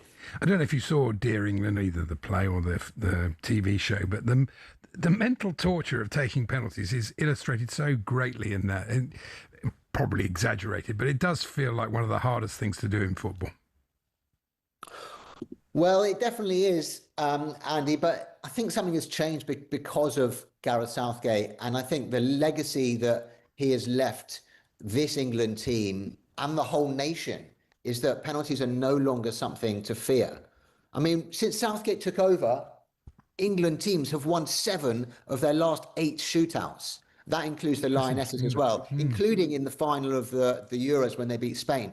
So the men's team have won 3, the women's team have won 3, and the only defeat was in the Euros final, which of course we all remember, but we actually won 7 out of 8. And before then, we'd lost 7 out of 8. So I think we no longer should have this whole saga of I hope we don't go to penalties. We've got amazing penalty takers now in this squad. And I was just thinking before I came on air, they're going to ask me who my 5 penalty takers would be if it comes to a shootout. And I could name 7. And so normally you're scratching around after the 2 or 3 mark, but we've got loads of good penalty takers in the squad. And I'd fancy our chances in a penalty shootout if we get to it against any team. Well, I hope you're right. Fantastic. Look, good to talk to you, Ben. We wish you well. We're saved like a keeper. From goalkeepers aged 8 to 80. It's out now, and Edison liked it, so that's a good endorsement. It's published by Penguin, and 12 Yards, still a great read if you want to find out about the art and psychology of penalty taking. Cheers, Ben. Thanks very much. Thank you, guys. Ben Littleton there, the author and journalist on the world of penalties, which let's hope he's right about England. There has been a wicket in the game between England and New Zealand at Trent Bridge. We'll get details of that from Sam Ellard, and then we'll be chatting to the former England batsman and Sky Sports commentator Mark Butcher. We're here with our good friends at Selco Builders Warehouse. It's where the trade go.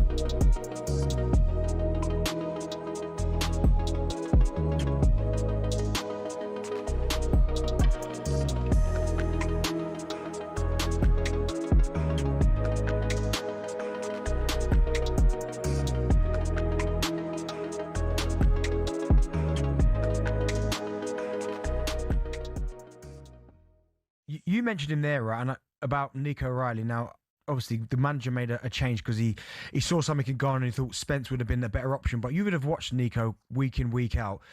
Does it faze him, whoever he's playing against, however quick they are, strong they are? Is he just the perfect left back in terms of playing against anyone? I tell you what is the difference between Nico and Jed Spence. Nico get you a goal. He will get you a ghosting and get you a goal. Yeah. I mean, I haven't seen enough of Jed Spence. I'm not Tottenham fan. I haven't seen enough of him, so I don't know. But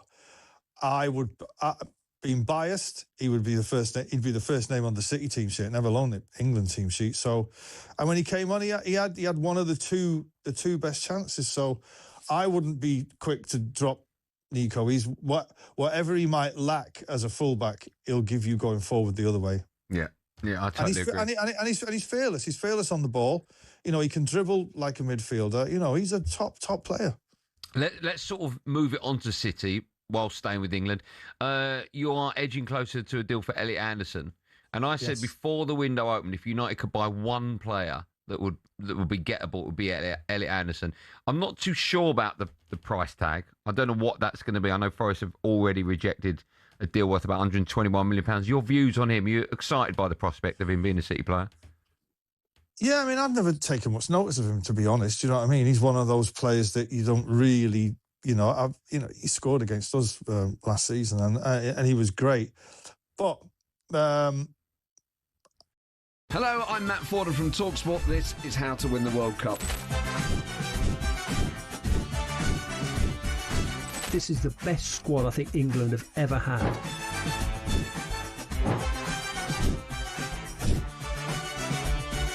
He used to love America, now he doesn't. It's very sad. It was so important to succeed because of all the pressure we received. Don't jump for this one, I'm going to knock his head off. Warning, this podcast does not guarantee England will actually win anything.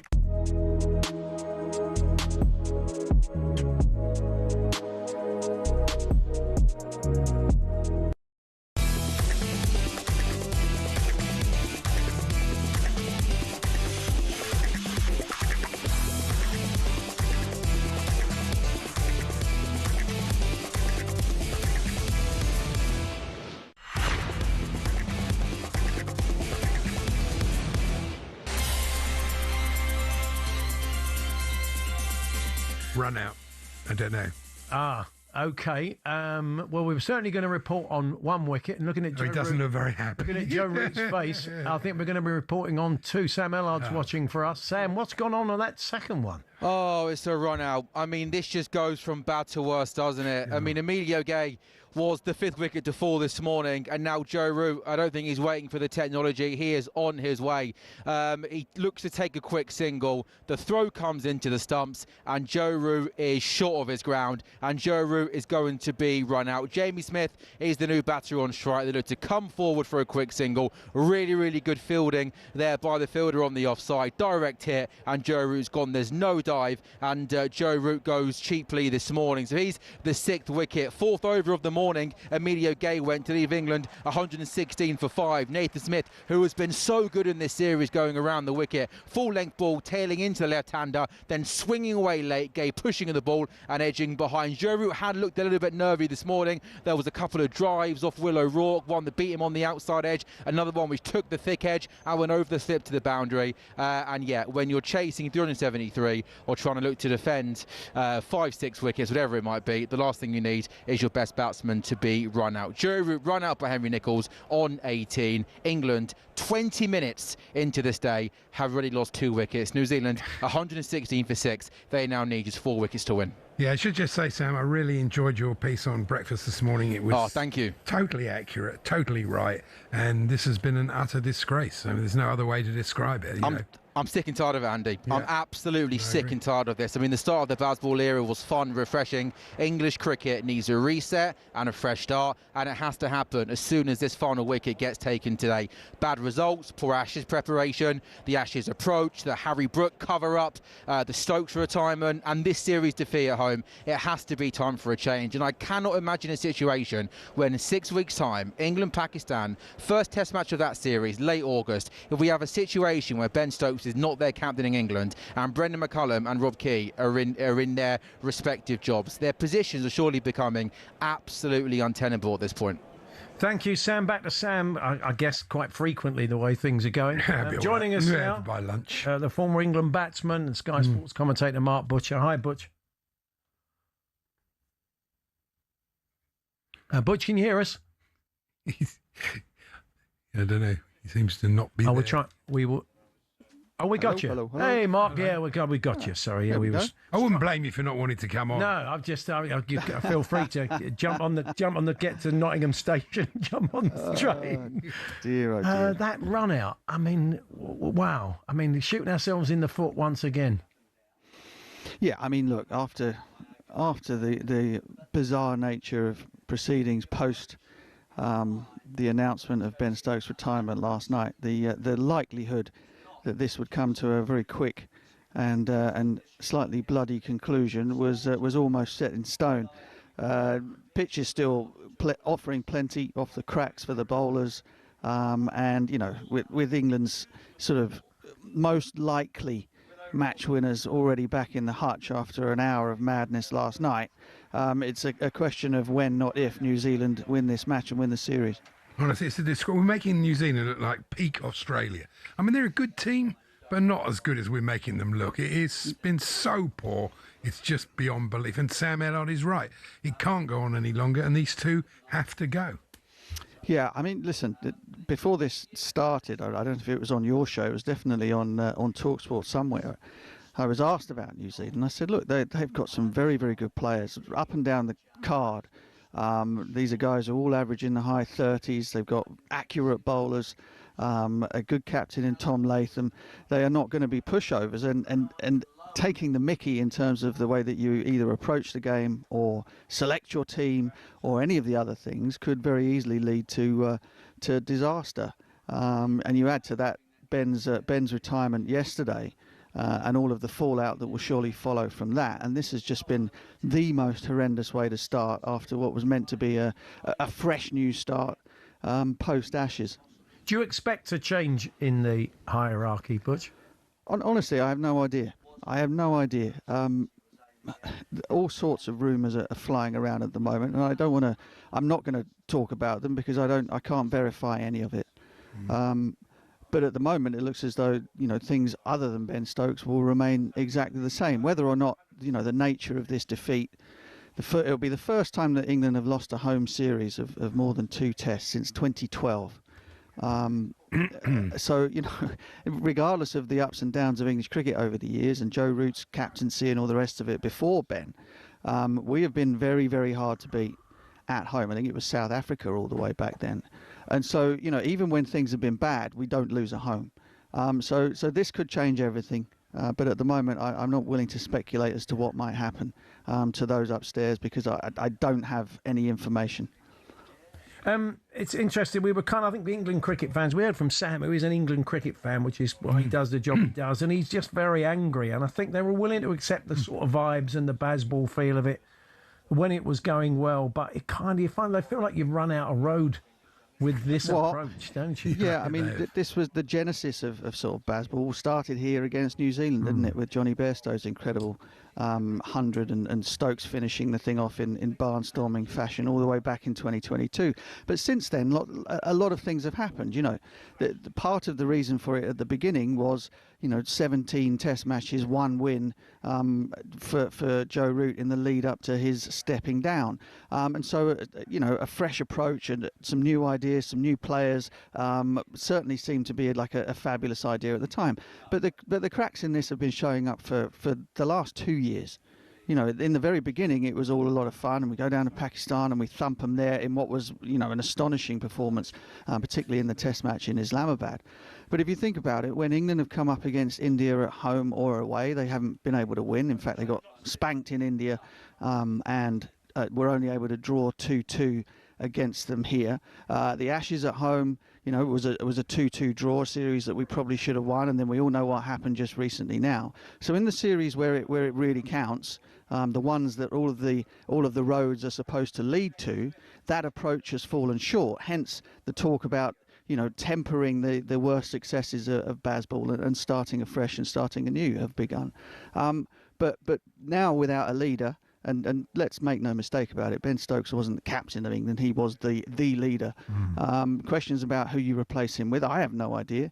From within the team, obviously Harry Brook being the captain of the white ball stuff, you would say that he would be the natural successor, but he doesn't lead, he doesn't play like a leader, and therefore it's going to be very difficult for him. And not to mention the fact that having all three jobs is just a ridiculous idea, to captain T20s, 50 over and test matches. And so, you're looking beyond there. Then you think, well, could it be Joe Root again? I would say absolutely not. Under no circumstances should that happen. And then you start to look outside of the squad, and you think guys like Ollie Pope, who has been vice captain and stand-in captain more recently, but does he get back in the team? What do they do without the all-rounder? They haven't got another fast bowling all-rounder to slot in Ben Stokes' place. Does that then mean that you have to look for an all-rounder who bowls spin and pack the batting down to 6 or 7? It's impossible for England to play with a 4-man bowling attack, i.e. 3 seamers and a spinner, because they just don't have the type of bowlers that can do that role. So it throws everything wide open. So whatever happens, there's going to be change, and whether or not people get sacked at the top, the change is going to come anyway. Interesting. Butch, thank you. Thanks very much for joining us. Excuse me. There's Mark Butcher there, former England batsman and Sky Sports commentator. It's ball by ball for what's left of it, because England need 256 runs and 117 for 6 currently at Trent It's not Bridge. even an effort. It's absolutely pathetic. Yeah. Really? I'll tell you what, one of those moments when we spoke to John Norman, they had that mea culpa get-together, didn't they, after the Ashes and the reset and the conversation. And John was there, and he had a chat with Rob Key, and I think Brendan McCullum wasn't there. And I took John's point. He's his family are in New Zealand. He's got a young family. He spends a lot of time away from home. But I said to John, so he's not come over.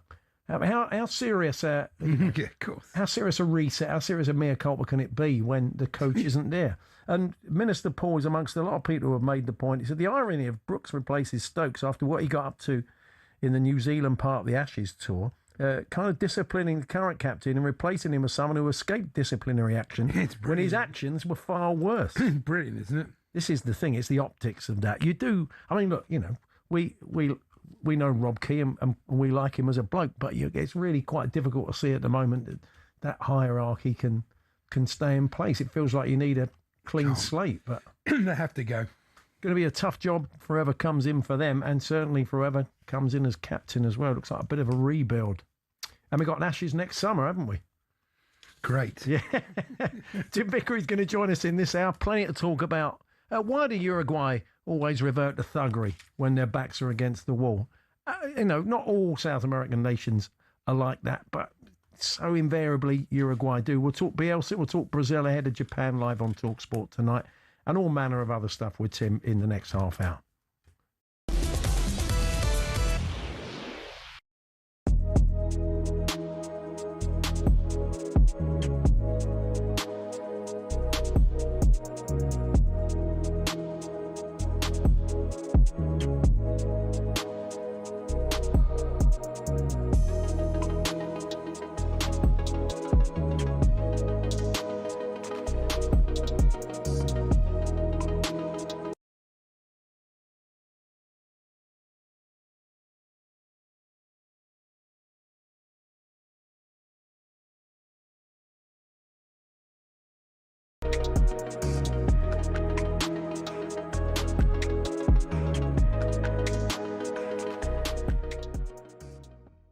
Jude Bellingham, 3 games, 2 goals, 1 assist.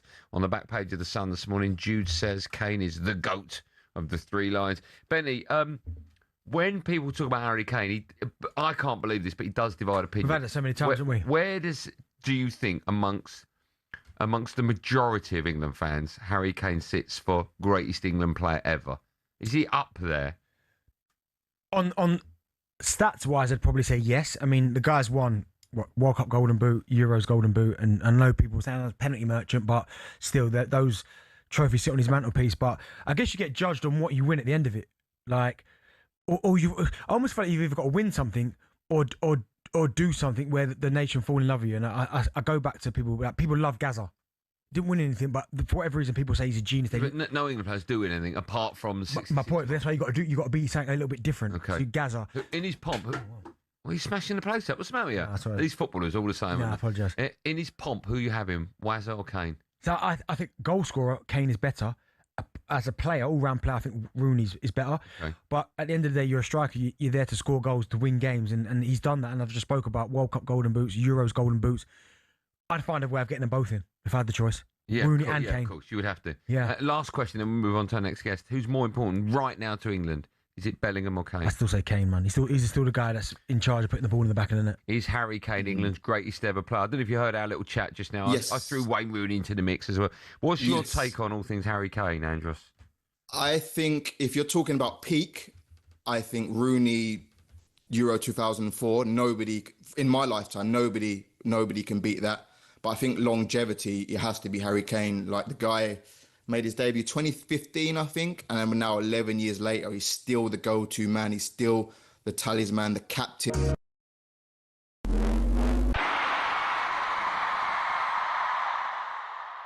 Scotland were made to wait over a quarter of a century between their appearances at World Cup finals. So long, many of their fans were unborn or in nappies when they were having that memorable summer across the Channel. Scotland's route to France 98 was relatively straightforward under Craig Brown, finishing second in qualifying Group 4, which back then was enough to go straight through to the finals. talkSPORT's very own Ali McCoist was at the centre of the big pre-tournament scandal, left out of the squad entirely at the age of 35. That off the back of a season in which he'd scored 15 for Rangers. Brown would later describe his decision as a huge regret and would apologise. McCoist said being left at home was one of the biggest disappointments of his career. The tournament itself was an all-too-familiar tale of struggle for Scotland, defeat by way of an own goal against holders Brazil, a what might have been draw against Norway, and a crushing loss to Morocco would ensure Scotland were home before the postcards. Delimitri's World Cup song Don't Come Home Too Soon ringing in their ears, little did they know they'd not feature at a World Cup for another 28 years.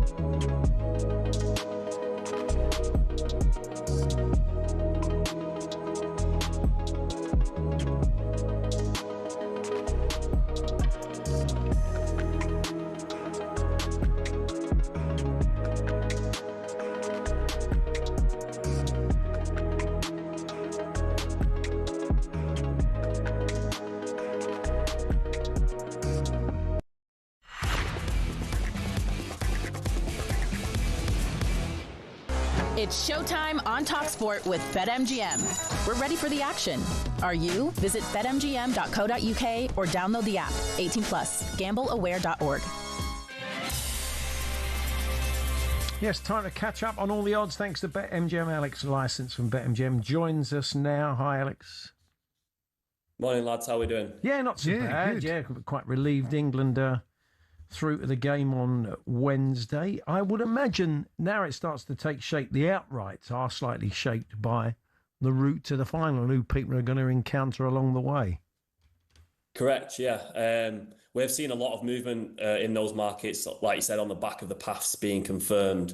France still favourites, as you would imagine, now 7-2 after being 4-1 before the weekend. I don't think anyone will disagree that they've been the standout performers, haven't they? Argentina into second favourites now for the first time of the tournament. The 4-1. I don't want to speak too soon, but I mean, it looks like they've been practically gifted a route to the semi-final. There's only Switzerland and Colombia that are in that bracket before then that might cause them even a slight bit of trouble. Spain, they've moved out ever so slightly to 6-1. They look set for a big clash in the round of 16 with Portugal should both of them win. England, we haven't moved in price, still 7-1, even after the two back-to-back poor showings. But we have seen all three of Brazil, Germany and Netherlands drift out. Brazil, they've gone 3 points out to 14-1. They've obviously got a tricky tie with Japan, which we'll cover later on. The Germans, big movement, 20-1 now from 14-1. And Netherlands out 14-1 from 11s. Pretty much, we think, purely down to being in France's section of that draw. Well, pre-tournament, you said Spain, didn't you, Paul, and France. Andy, France were your picks. Have either of your opinions changed? And your odds on France are quite generous. I mean, I can't see anybody. Well, you're going to have to beat France to win it, and I can't see anybody doing that. They look miles better than anybody else. I mean, Friday night they were incredible. I mean, the first half an hour in that game they were devastating. So, wasn't the most... Look, it's knockout football. Anything can happen, but you'd be amazed if it isn't France. Yeah, no, I agree. Yeah, I just really can't see. I don't think there's a defence in the tournament that can cope with that attack. There's so many good options. They look like they're not going to struggle to create anything, which is obviously quite the opposite of what we've seen with England. But yeah, you'd imagine. I mean, Sweden this week, they should beat them, and then Germany. The Germany haven't been great in defence, have they? So yeah, I can't see France struggling to get through to at least the final, to be honest. Sorry, I just want to say this to Alex because he knows that I did. My pick of Japan might be in trouble tonight. They've got Brazil. That could be a tricky game, although I quite fancy them. Maybe let's do that next then, because that's the sort of standout early game tonight. I mean, there was an expectation this could be a pretty long night. Brazil have not been massively convincing so far. I know they've had 2-3 nils, but then, with respect to Scotland, they've not been up against much. So this will be a test for them tonight. Yeah, well, I'm really looking forward to that game. Brazil, they haven't lost in the first knockout round of a World Cup since 1990. They are favourites to win here at 8-13, but like you said, I can't say I've been overly impressed with them. Although Vinicius Junior is flying, isn't he? 4 goals and assists so far. You think he's going to be the key for anything they do.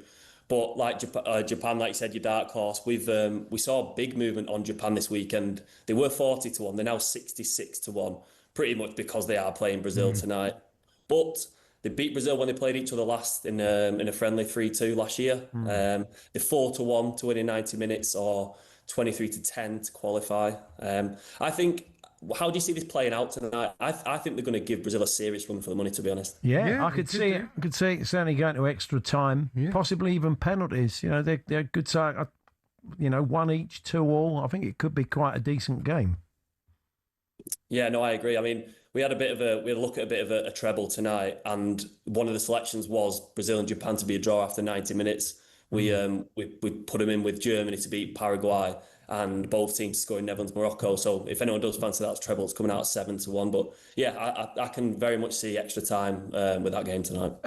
Listeners have been telling us, Abby in Glasgow, Steve in Hadley in Essex, they both want Big Dunk to be the next Scotland manager. Duncan Ferguson, I think he is in the betting. I mentioned Sean Maloney because of his international coaching experience. They want to go down that sort of Craig Bellamy route, Scotland. But I mean, we were chatting to Alan Pardew. David Moyes is a big name, and but he's not. I don't think he's going to leave Everton to take the Scotland job at the moment. No, I don't think so. I mean, as you would imagine, my Scottish colleague Sean Martin has been doing my head in all weekend about this. Big Ange, who obviously loves being a Celtic fan as well, he is leading the market, but what Sean's word is, he doesn't think it makes any sense for Ange now. I mean, he has been an international manager before, hasn't he? He was good enough at it, but Sean says he suits club football a lot better. He's also got a foot in the door of the Premier League right now, if not a top 5 league job somewhere. It doesn't really make sense for his career to go to Scotland right now. Moisey, second favourite. But like I said, he did a decent enough job at Everton. I can definitely see that happening at some point, but whether he'll be the next manager, I'm not so sure. Alex Neil's up there. Quite unlucky not to get Millwall promoted, wasn't he? But Sean said if he could have had the pick of the bunch, it would have been Derek McInnes. But obviously now he's ended up at Rangers. So it'll be an interesting one to follow, yeah. I really can't see Ange Postecoglou or Moisey just now. So yeah, maybe Big Dunk could get that call. Yeah. Just quick on the third test. I don't think there's going to be many English. I think England got a great chance. English punters still weighing in on England to win this. No. Yeah, we have suspended the betting on New Zealand. Fair enough. So that tells you everything you need. You could have to done know, that after the first day. Honestly, what true. a pathetic effort. Oh well, never mind. It's only cricket. Oh well. Yeah, England out to 20-1 now. I did want to ask you, actually, we were having a discussion this morning. You might laugh at this discussion, but obviously I know you discussed the captain with Harney earlier on. One of the lads this morning said, is the worst shout in the world Sam Billings as a very, very short-term option for that Pakistan series? He's a proven captain. He's arguably a better keeper than Smith, who, as we know, can't buy a run.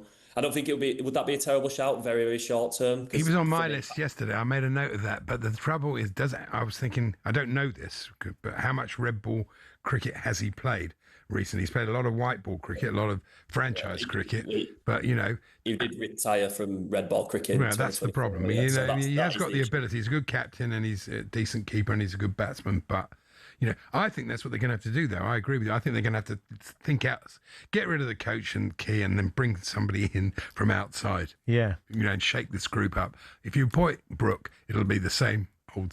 We were chatting earlier on. I mean, I know won't be any different. You probably don't have any odds on the hierarchy. Someone like an Alex Stewart to get involved in the setup would be fantastic. So we'll have to see what happens. Alex, enjoy the football tonight. We'll catch up with you tomorrow. Thanks a lot. Yeah, you too. Cheers, guys. Thanks, you. Alex Licence there from BetMGM. Visit betmgm.co.uk. You can download the app. 18+. BeGambleAware.org. It's showtime on talkSPORT with BetMGM. Keep things golden with responsible play at betmgm.co.uk. 18+. GambleAware.org. Yeah, we didn't ask him about Wimbledon, and it's great. Nice of Emma Raducanu to go out a day earlier than she normally does. Oh, savage. The poor girl's injured. We're going to have a chat with Judy Murray later on, but Lisa O'Sullivan's going to keep us in touch with Wimbledon. That's harsh, Lisa, wasn't it, from Andy? Outrageous, but it's what we expect at this time of year. Of course it is. When me and Lisa had a nice chat last week. It was good. Andy's in full whites today. He's got the McEnroe headband on. He's really made the effort. Oh, absolutely. I know he's an absolute. Well, yeah, I won't. Don't say what I'm absolute. And I've been saying that for years. You're not wrong, Lisa. I'll give you that. Well, anyway, Wimbledon's back. Yeah, Loads of new names to trip off or trip up the tongue, and some old familiar faces as well. Serena Williams will play tomorrow in the singles. 14 Wimbledon titles in total for the 44-year-old mum of two, who's also having a go in the doubles with big sis Venus. We've got Novak Djokovic, barely born when Serena started school, but the 39-year-old says the All England club grass has been his priority this season. He is confident that he's going to go far into the tournament. We'll see him on centre court later this evening.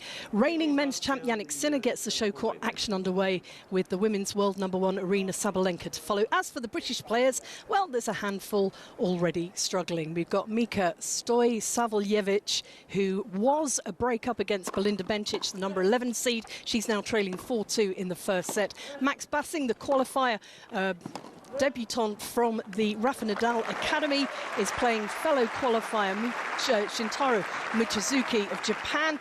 The score is currently 1-3 against the Brit in that one. And we've got Felix Gill as well, the British wildcard, playing the other Rafael Hodder, the new Rafa, who has taken the first set 6-1. The Brit is one up in the second set. Thank you, Lisa. We'll chat a bit later on. Judy Murray is going to join us. I was saying how much I love the queue.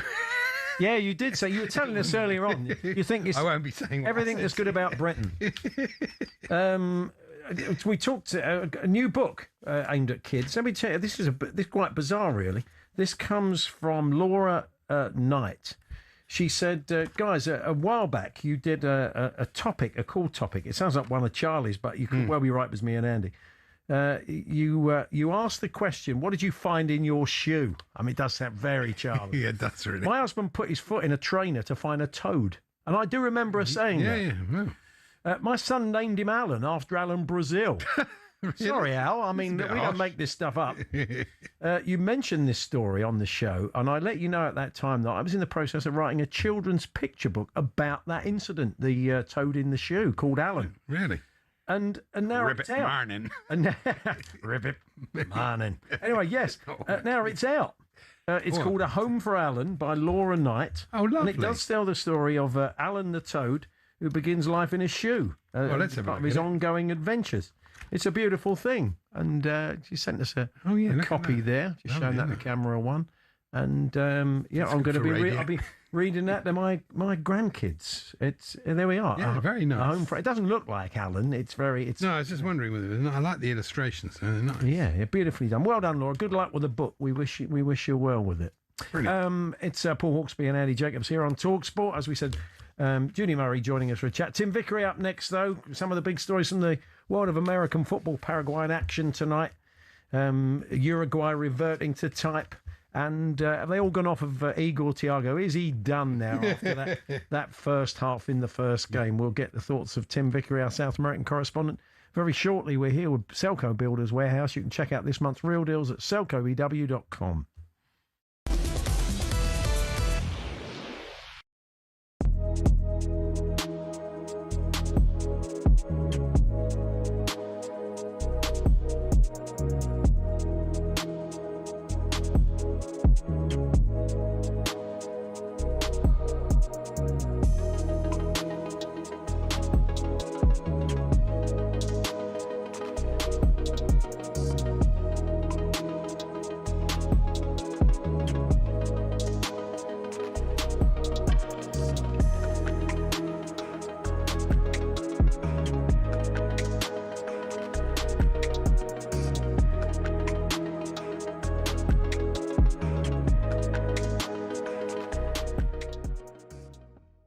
Ronaldo is top, still top. But Haaland, for instance, is a better finisher. Let me ask you this. In world football, I said this, Bettany, on yesterday's show, and I got a little bit of criticism. In his pomp, right? I'll ask you both. I'll start with Benny. I heard it. I said R9 is a better finisher than Cristiano Ronaldo. No, do you know, he's a better striker, number 9. Do you know what you said, right? And you said he was a better goal scorer. Okay. Right. Now, for me, R9 is a better centre forward. So I don't think it's even close, right? But what people will do is look at the numbers. And this is where sometimes stats-wise, like the new generation will go, if I say R9's better than Ronaldo, Cristiano, they're going to go, are you crazy? He's scored 1,000 goals. But sometimes it's not about just stats. It's about what does your eyes tell you. And anyone who's watched it, you would have watched him. R9 is the best centre forward I've ever seen. R9, for me, that's my hero. He is... That's why I wanted to become a striker. You look at him, and Ronaldo has done absolutely magnificent. Yeah, and Ronaldo, it's all about numbers and goal scoring, and he's obsessed with that, and that makes him so good. But R9 is just phenomenal. He's just incredible. Better. As a footballer, so much both more agree with natural. me on that. Yeah, but you said the way you said goal scorer. Yeah. Now you can't compare the numbers because Ronaldo's numbers are crazy. You know what I mean? Like a better player. He's a better player. Yeah.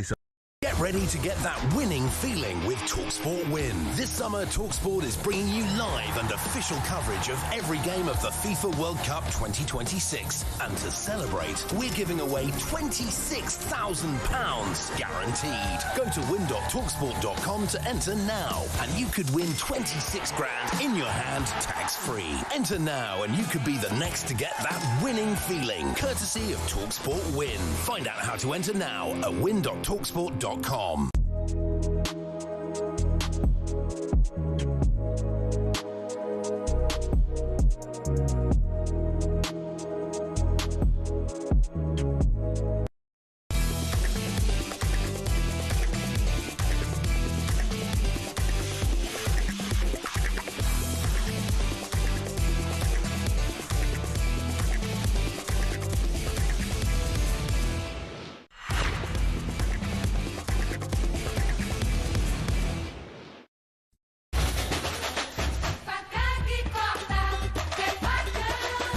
Brazil in action live on talkSPORT against Japan. Alan Gibson over in Japan joins us a little bit later on, but we talk Brazil and more with Tim Vickery. Hey, Tim. Afternoon, gentlemen. How you doing? Not too bad. We're looking forward to the game tonight. We're expecting to be entertained. What's the mood there in Rio ahead of this one? A little bit similar. Looking forward to it very, very much. Brazil, probably the most impressive game that they played under Ancelotti was last time out against Scotland, where you can see that he's found his team looking good. But as a number of people have said, there's not that much legs in midfield. And if there's a team that can expose that, maybe it's Japan. The teams met in Japan last October. Now, admittedly, Brazil had a second-string defence out. But it was one of those games, and Japan have played a few of these, where they're like flick a switch, and for 15 minutes, they're the best team in the world. Brazil were 2-0 up and quite comfortable. And then suddenly in the second half, just as they did in the last World Cup to Spain and Germany, Japan like flicked a switch and they scored like 3 in 20 minutes and won 3-2. So Brazil aren't taking them lightly. And of all the matchups in this round, I think this is probably the most intriguing. Exactly because, as Zico said, Zico is a kind of almost like the father of Japanese football in a way. And he says, they buzz about the Japanese. They are something to be worried about. And that I don't think has ever happened in the history of Brazil against Japan games. There's a little bit of trepidation along with the confidence. Understand? Yeah. Am I right in thinking there's quite a big Japanese population in Brazil? Huge. Yeah. Biggest Japanese population outside of Japan. Wow. Especially around Sao Paulo. Not many of them have come through as footballers. I mean, some of them have, but not very many. But yeah, they've made a huge. I mean, there's more. Sao Paulo, the city of Sao Paulo, as well as having this, it has the biggest collection of Italian descendants in the world, bigger than Rome in terms of a city. Wow. So those huddled masses, those poor huddled, they didn't just go to the United States; they went to Brazil as well. Now, Mateus Cunha has cemented that striker's position. We do feel a bit for Igor Thiago. As you told us, they were sniffy about him in the lead up because he played for Brentford and it wasn't one of the big, inverted commas, English clubs, but he didn't have a great first half and he missed a good chance. But has the Brazilian public written him off? Possibly, which I don't think is his fault. I couldn't understand his selection. I couldn't understand why they brought him in, and for that game they took Cunha out. Because one of the things that Cunha does is he works. It's a kind of hybrid position that he fills. Sometimes he's a 9. Sometimes he's covering the space behind Vinny. Although he's gone to the other side now, Cunha, and it's Lucas Paquetá that's doing that. And against Morocco, the first game, they had no one covering the space behind Vinny, and that's exactly where Hakimi pushes forward for Morocco. So it didn't make any sense. I think Ancelotti dropped a brick on that when he got it wrong, and Igor Thiago has to carry the can for it. Is he still an option off the bench? Yes, but there are other options. He may well be behind both Endrick and probably extraordinarily Neymar in the queue. I don't know. If Brazil need a goal and they're pressing, I don't know what's going to be his first. We don't really know what the hierarchy is going to be, but I would have thought it would be Endrick first. But he's still there, and he's still in with a chance of a World Cup winners' medal, even if he doesn't get back on the field. But I did feel for him because I thought it was more of a coach's error than a player's error. There's a great story about Neymar. He's bought himself a new $1 million watch to celebrate making the squad. I was thinking if he makes the final, he might buy Big Ben. Yeah. Well, at least he'll put an offer in. Yeah. Now we're going to talk Uruguay. Before we do, let's hear from one of their finest. Diego Forlan was on the FIFA World Cup podcast after they crashed out. This is what he had to say. Yeah, it's a pity. We had some problems before between the players and the manager, and also when we came to this tournament, many of our key players were not playing, were not in that rhythm that you need to play this kind of competition, and we had too many injuries. And when you have so many things going around, it's difficult for you to get a good games. And also we made, we conceded the 4 goals we had were mistakes that we made, and when you do that kind of things in this kind of tournament, it's difficult to keep up. That's Diego Forlan chatting to the FIFA World Cup podcast. And before we come on to Bielsa, and probably his last hurrah, you can tell us in a moment, why do Uruguay, of all the South American nations, always resort to thuggery? I mean, we've got Nico Williams missing the game for Spain because he's been sort of done by De La Cruz. They got a red card. It's almost like we're going out, but we're going to take a few prisoners with us. And that's often been their modus operandi, isn't it? Yeah, I remember being at a game. It was a club game. It's Botafogo Brazil against Nacional, one of the big Uruguayan sides. And loads of their fans, they've come up, they've journeyed up like 24 hours on the coach, on buses to be there. And they went 2 goals down in the first 3 minutes, and you're thinking, well, there's only one scoreline that matters now. How many of them are going to get sent off? That's the whole. And obviously, it was like 2 or 3. It comes from the fact that football means so much. I mean, there's that famous phrase that the coach who brought them to the '66 World Cup used. Other countries have their history. Uruguay has its football. When they're losing, it does feel. Remember, they're the first champions of the World Cup. They're the first organisers of the World Cup. They're the first kings of the global game. In some ways, the victims of their own success, because they used to be pre-war everything that people now associate with Brazil. It used to be Uruguay. They weren't just the cloggers at all. They, when they come over, win the 1924 Olympics, which is the birth of the modern game. It's the moment when football outgrows the Olympics. The accounts of the football that they were playing in the French press is just extraordinary. They couldn't get over, the French press couldn't get over the beauty of the Uruguayan game. And that's what it is. I mean, the shirt is like the proof of the nation. And how many other things do you think about when you mention Uruguay? You may, if you're a bully beef enthusiast, you may think of Frei Bentos. Yeah. You're not going to think of much else. No. It is football. So football is the proof. So it does feel, when they're losing, it does feel like it's almost like the nation's being invaded. So watch out. I went to the museum at the stadium in Montevideo. It is amazing. But this is a fascinating bit, though.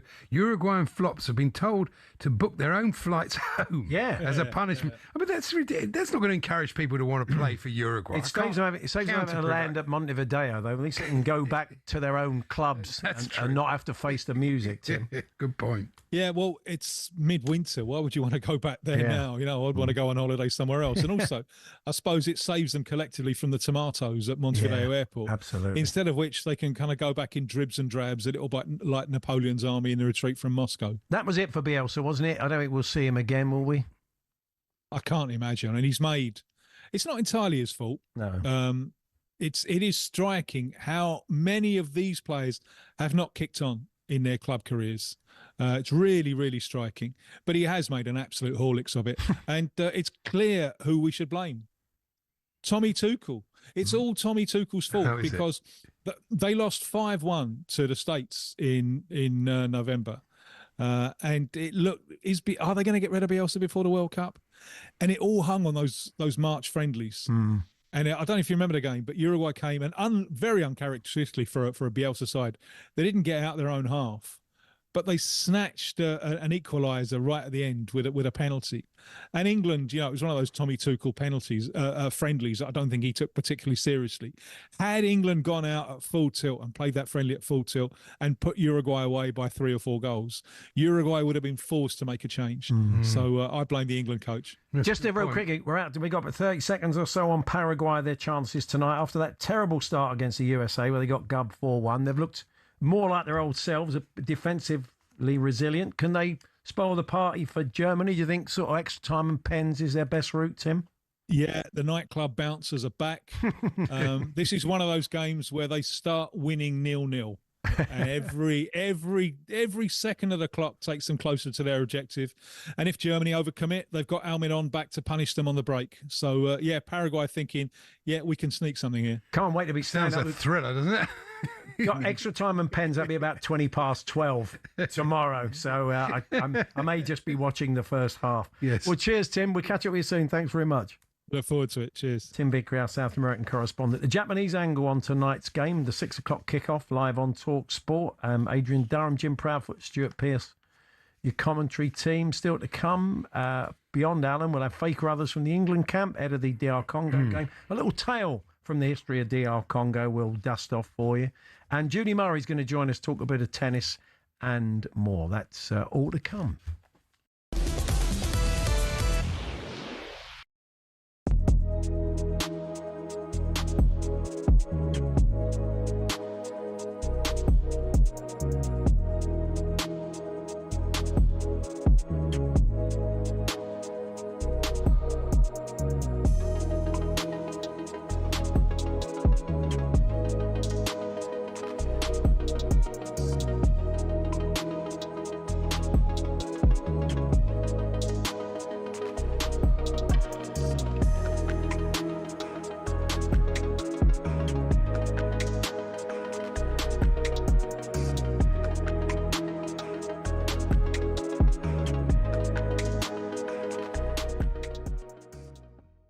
listen, I love him. And people have asked me, would I take him at Arsenal? 100%. But you look at the last 2 seasons, Real Madrid, and then you look at the last 2 seasons for PSG, the 2 Champions Leagues. They were chasing the Champions League for so long. He moves out, they win back-to-back.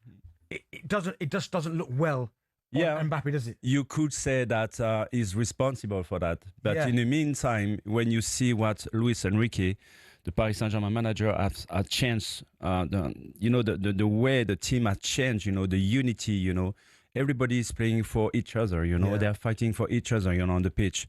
And that's why, in every team they have met, they're beating because of that. They have the quality, but they show, real mentality, unity all together, the togetherness, But Kylian Mbappe, I think I won't be the guy who will say that he's the one or responsible for the mess at Madrid.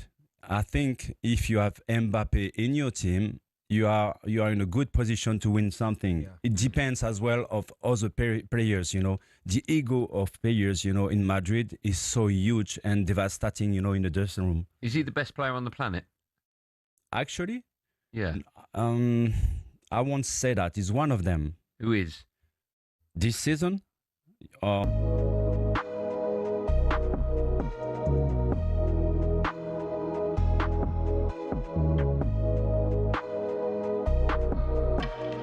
Talk Sport. 2 minutes past 12. Good afternoon. Life after Ben Stokes is now becoming a reality for England cricket, but would he ever be tempted back? The captain once persuaded Moeen Ali to come out of retirement, but Mo's told talkSPORT this morning he can't see it with Stokes. He's come back from ODI cricket before, but I'm pretty certain that he won't play again now, Test matches ever again. We don't know the exact reasons why he's retiring. I know he said it's best for him and stuff, but there could be more coming out.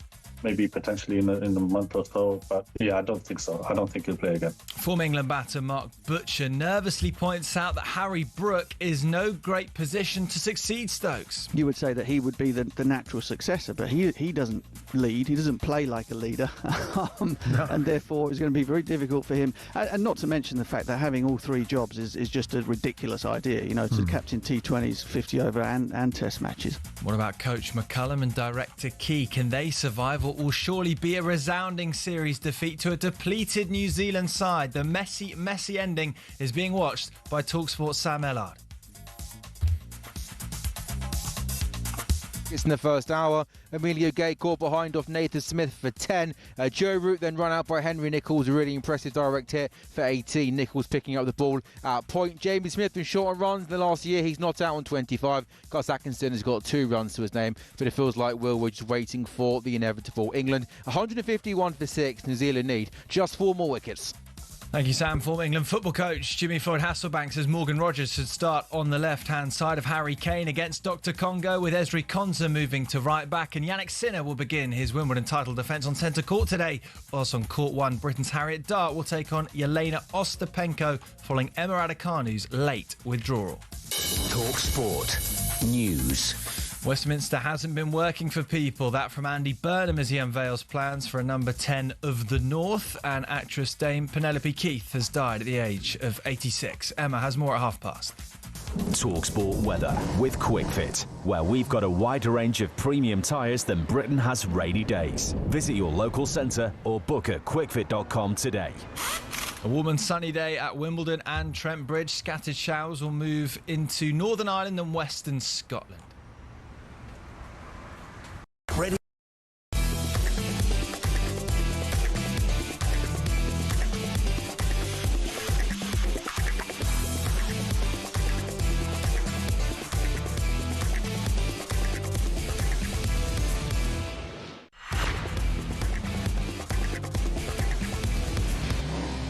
US football forecast on talkSPORT with QuickFit, a team selection that everyone would be happy with this summer. QuickFit, drive away happy every time.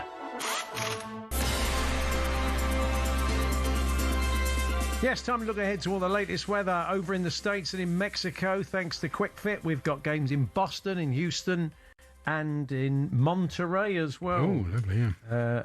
Hayley Meyer joins us now from Fox Weather in New York. Hi, Hayley. Hello, hello. Second day worth of round of 32. It's an exciting day, but it's going to be hot. Okay. Well, I was going to ask you. I mean, where are we likely to see some weather? Where's it going to be the hottest? Out of Boston, Houston, and Monterey? I'd probably guess. Yeah. I mean, I think it's pretty obvious. Monterey is going to be the one spot that's going to be pushing the heat index today. Kickoff 2 a.m. British summertime, so very early for you guys. It's going to be 33 degrees Celsius, so super hot.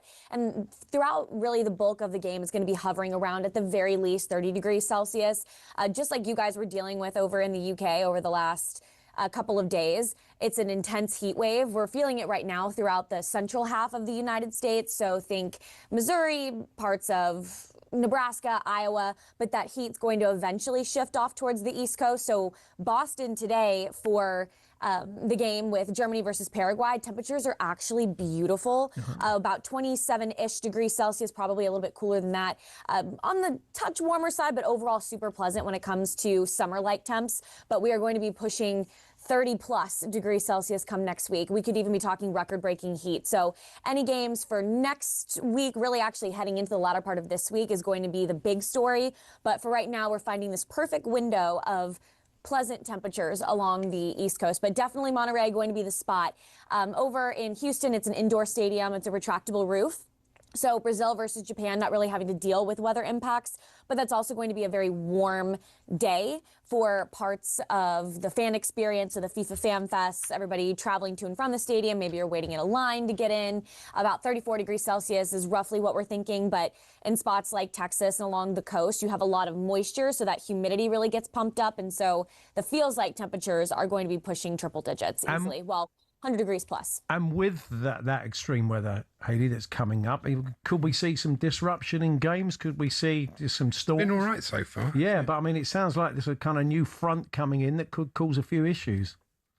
Yeah, I mean, one thing that we have to worry about along the East Coast is sometimes when you have temperatures that are pushing triple digits in Fahrenheit, but, over that 30-plus degrees Celsius point, you can actually get transportation that shuts down. So the subway system here in New York, sometimes with extreme heat, certain lines will stop running. And so that's something that we have to worry about in Boston, here in New York City for the upcoming games. So the transportation fan experience could be hindered. But I mean, especially for Netherlands, I mean, they were tried over the last, let's say, group stage where they had to play a rainy game with Tunisia. So they've been dealing with the rain, but Netherlands, they've actually been kind of lucking out in terms of the heat side of things. So them going from the East Coast down towards Monterey, heading and playing games in Mexico, it's going to be maybe a shock to the system for some of their fans and some of the players as well. Hayley, thank you very much. We'll catch up with you soon. Thanks very much. Yeah. Hayley Meyer there from Fox Weather over in New York. That was all thanks to our friends at Quick Fit. Drive away happy every time. US football forecast on talkSPORT with Quick Fit. Your car's star player you can always rely on this summer. Quick Fit. Drive away happy every time. Thomas Tuchel in his press conference said he believed the Anderson deal could be done before they play DR Congo. He has passed his medical. He kind of, and normally the manager doesn't say anything, but he was very upfront about it. He said, yeah, it's all going on. Players' mind's on the right thing. He's fit, he's healthy, everything's going well. Alan Pardew was right, though. The way he was left exposed, it was hard for him on Saturday. Yeah, quite was. Yeah, I mean, he did miss Rice alongside him, certainly. Yeah, it was difficult. But anyway, passed his medical and he's inching ever closer to becoming a Manchester City player. We'll keep an eye on that for you. Now, DR Congo, who we play on Wednesday. In the build-up to it, there will be lots and lots of stories about their last appearance at the World Cup, which was in 1974, and one particular player became quite infamous. A guy called, as we knew him as Alunga Mwepu, but he's apparently Mwepu Alunga. He's the late now. He is, that's right, yes. Because Andy and I, when we were working on Fantasy World Cup, were fortunate enough to get him over to do a Phoenix from the Flames, the infamous moment when he broke ranks. Brazil were about to take a free kick. You've probably seen it a million times. It's on YouTube. It is, that's right. Zaire, they lost 3-0 at Zaire as they were then. I thought you meant the Phoenix, the incident. Oh, yeah, and the Phoenix is funny as well. But that is available on YouTube. But he runs out and he boots the ball up the other end. Yeah. And he gets a card. People thought, I mean, Motti said so at the time, saying he didn't understand the rules, but he subsequently said there'd been a lot of unrest in the Zaire camp where money had not been paid that was promised to the players, and they didn't earn a great deal of money. So he almost wanted to get a red card to draw attention to it, which was a pretty bold thing to do, knowing the regime back home then. But we were sad when we found out he died in 2015. He was only 65, because when he was in his later 40s, we got to play football with him, didn't we? We did. I persuaded him to play in a game. We used to play these games against Capital Studios where we recorded the Fantasy World Cup. And we had a game, didn't we? And he was in the UK, and you twisted it arm and said, would you come and play for our Avalon TV team, who are the makers of fantasy football, against he said yes. So he came along, and he was still really good. Whatever anybody thinks, the guy was a professional footballer. And was a cut above all of us mugs. And he started. He wasn't the fittest. He was the first to admit David that. could have been a professional. Well, yeah, that's the jury's still out on that. No, definitely not. But so he Ilunga played centre mid and sort of ran it really for most of the game. But he did run out of legs at half time. Yeah. So I had the great joy of playing at centre back with him. Along this kind of infamous footballer, but a man who played at a World Cup, which was a real buzz. But at one point in the game, Capital Studios got a free kick. It was very good. And we were all in the wall, and we were going, allez, and he's saying, no. We just thought it would have been such a great photo. It would have been good. But he's no, I'm not doing that. It was the gist of it. Then the drama continued. When he went home, this is where it gets. I did tell the producer that the latter part of the story involves one of the co-creators of The In-Betweeners, who was one of the top team. He was a bit surprised. On Ian Morris, this is. Ian, look, because he spoke French, he went off to the airport Britain's foremost Van Gaal impersonator. Yes. He doesn't do the voice, he just does the face. Yeah. If you ever meet Ian, get him to do the Van Gaal face. It's amazing. But anyway. He gets to the airport, and we get a phone call, don't we? Said, I'm here with Ilunga. He's taking quite a lot of stuff back to Zaire. I said, okay. He said, at the moment, they've not finished, and it's already 300, this is quite a lot of money in 1998, 350 quid's worth of excess baggage. Shame. He had a lot of stuff he was taking home for rallies. We had to pay it, though, didn't we? We did, yeah. And Ian saying, can I pay it? And if I pay it, am I going to get it back? So there we are. That was the late great Ilunga Mwepu, and you will be seeing that goal a lot, I'm sure, or that incident a lot over the next few days. But it was great to play with her. Apparently, their number one fan has been banned. He's failed to get a visa for America, and he's the guy that you may have seen. He stands there in a sort of certain position, with one arm raised. It's to do with something with the President Patrice Lumumba, who'd been assassinated in 1961. But he just stands there, and he wears a red blazer and a blue top. He looks good, though. I mean, I was thinking of taking him to Chelsea. Quite good. They wouldn't give him a visa. People wouldn't like him behind, though. No, that's true. Sit down, mate. Sit down. Sit down. Yeah, the plaintive cry of sit down. That's the sort of thing that should be going on at this World Cup. Not people shouting, get in the hole. Should be thrown out for that, but you're allowed to say, sit down. Well, you're allowed to leave 5 minutes before the end, stand up and say, cheerio, George. See you in a couple of weeks. Pitch looks good. You're allowed to do that. Yeah, you're allowed to say pitch looks good. You can only do things that are proper football. You certainly, if you shout get in the hole, you're barred. I love this helpful letter to the Sun this morning from Keith Madley, who writes about England. He says, England need to do better at this World Cup if they're to bring football home. It's brilliant, isn't it? If only Thomas Tuchel had thought of that. He says, and particularly the back four. Well, thank you very much for that. The good people at Pulse Proactive, I'm taking it not his real name, we won the group. Job done. Are France, Spain and Germany going to use a low block? Unlikely. Rashford, Saka, Gordon and Kane will all get more space as the competition there's an element of truth in that. Yeah, there is an element of truth in that. It's just there was an interesting stat from Martin Samuel in the Times today, but just how much our forward players gave the ball away the other day against pretty inferior opposition compared with some of those names you've mentioned there, which puts more pressure on our centre mid and puts more pressure, of course, on our defence. So that's something we're going to have to look at. Anyway, we're going to talk a bit of tennis next. Judy Murray joins us with Wimbledon underway. We'll talk about a bit of Serena, a bit of Emma Raducanu. That was a blow, really, that she's missing, has had to pull out. And also, our boys Andy and Jamie looking to rewrite the world of tennis punditry, which they feel has got a bit safe and a bit dull. So we'll get Judy's take on that in a few moments' time. We're here with Selco Builders Warehouse. It's where the trade go.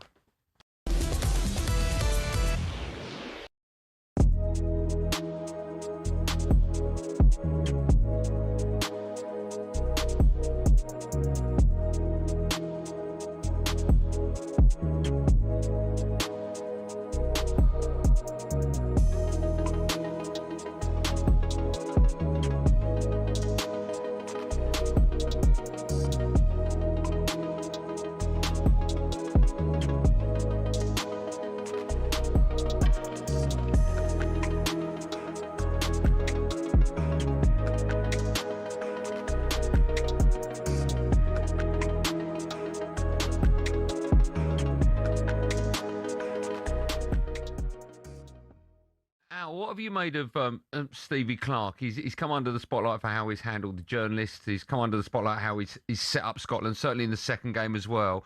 And some people have even questioned why he's had his term there extended before this World Cup. What do you make of that? Well, Stevie Clarke, I played against him, and I know him, and he's not a Jose, you know. He's a very quiet guy, to be honest. And you have to look at what he's achieved as Scotland manager. It's brilliant, absolutely up there with the best. So. You know, people have got to realise in the press, I know the press getting on this, you know, this storm of the fans and the Tartan Army and we party and all that, but the press have got to realise, you know, where our players play, who they play for in the big league and the World League, and we've done well to get there. We could have qualified, and I don't think we will. I think Steve Clarke's been frank and he's been honest, and I think he's right. There's too many permutations against us. Which is going to, again, we're going to be crying losers, you know, oh, if only. I had it in 82. You know, we should have beaten Russia in the final game. We drew 2-2 because we conceded 2 goals against New Zealand first game, 15th of June. So we knew it was going to be tough. And that was a side with Souness, Hansen, Dalglish, Strachan, etc. You know, it was a John Robertson. Great side. It's not easy when you get the big league.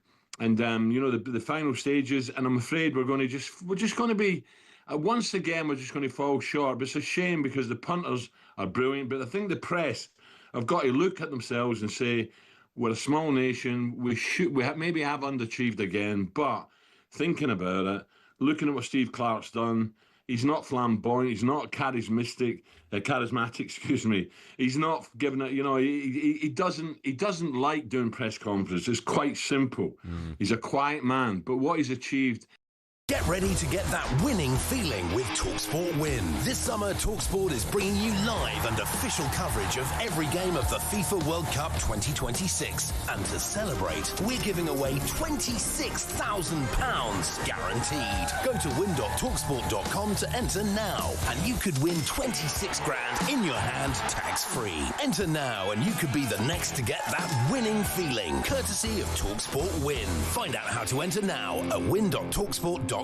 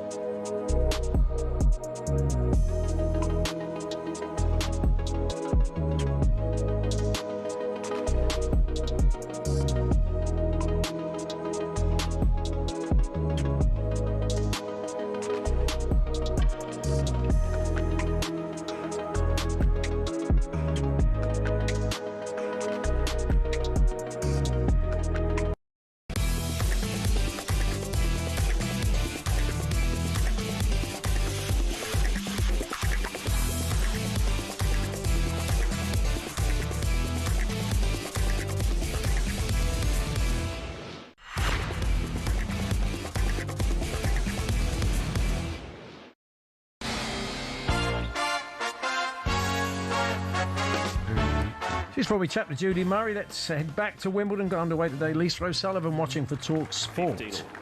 Well, we saw a great start by the British up-and-coming teenager Mika Stojil-Savljevic, who was 2-love up against Belinda Bencic. A great break of serve early in the match, but she has been beaten 6-2, 6-1. A good performance. Nonetheless, she could still be playing in the juniors, as she did last year. We've got Harriet Dart moved on to court number 1. She'll take on Yelena Ostapenko. That's the match where Emma Raducanu should have been playing earlier today. We've also seen Felix Gill, the British wildcard, go 2 sets down to the new Rafael Joda of Spain. Thanks very much, Lisa. Well, sticking with tennis, Murray Mound is back, but not as you knew it before. In this case, it's a great big mounting of discarded white clothing. Here to tell us more, Judy Murray. Hi, Judy. Hi. Yeah, it's been recreated as this a mound of discarded white clothing, discoloured and discarded white clothing on London's South Bank.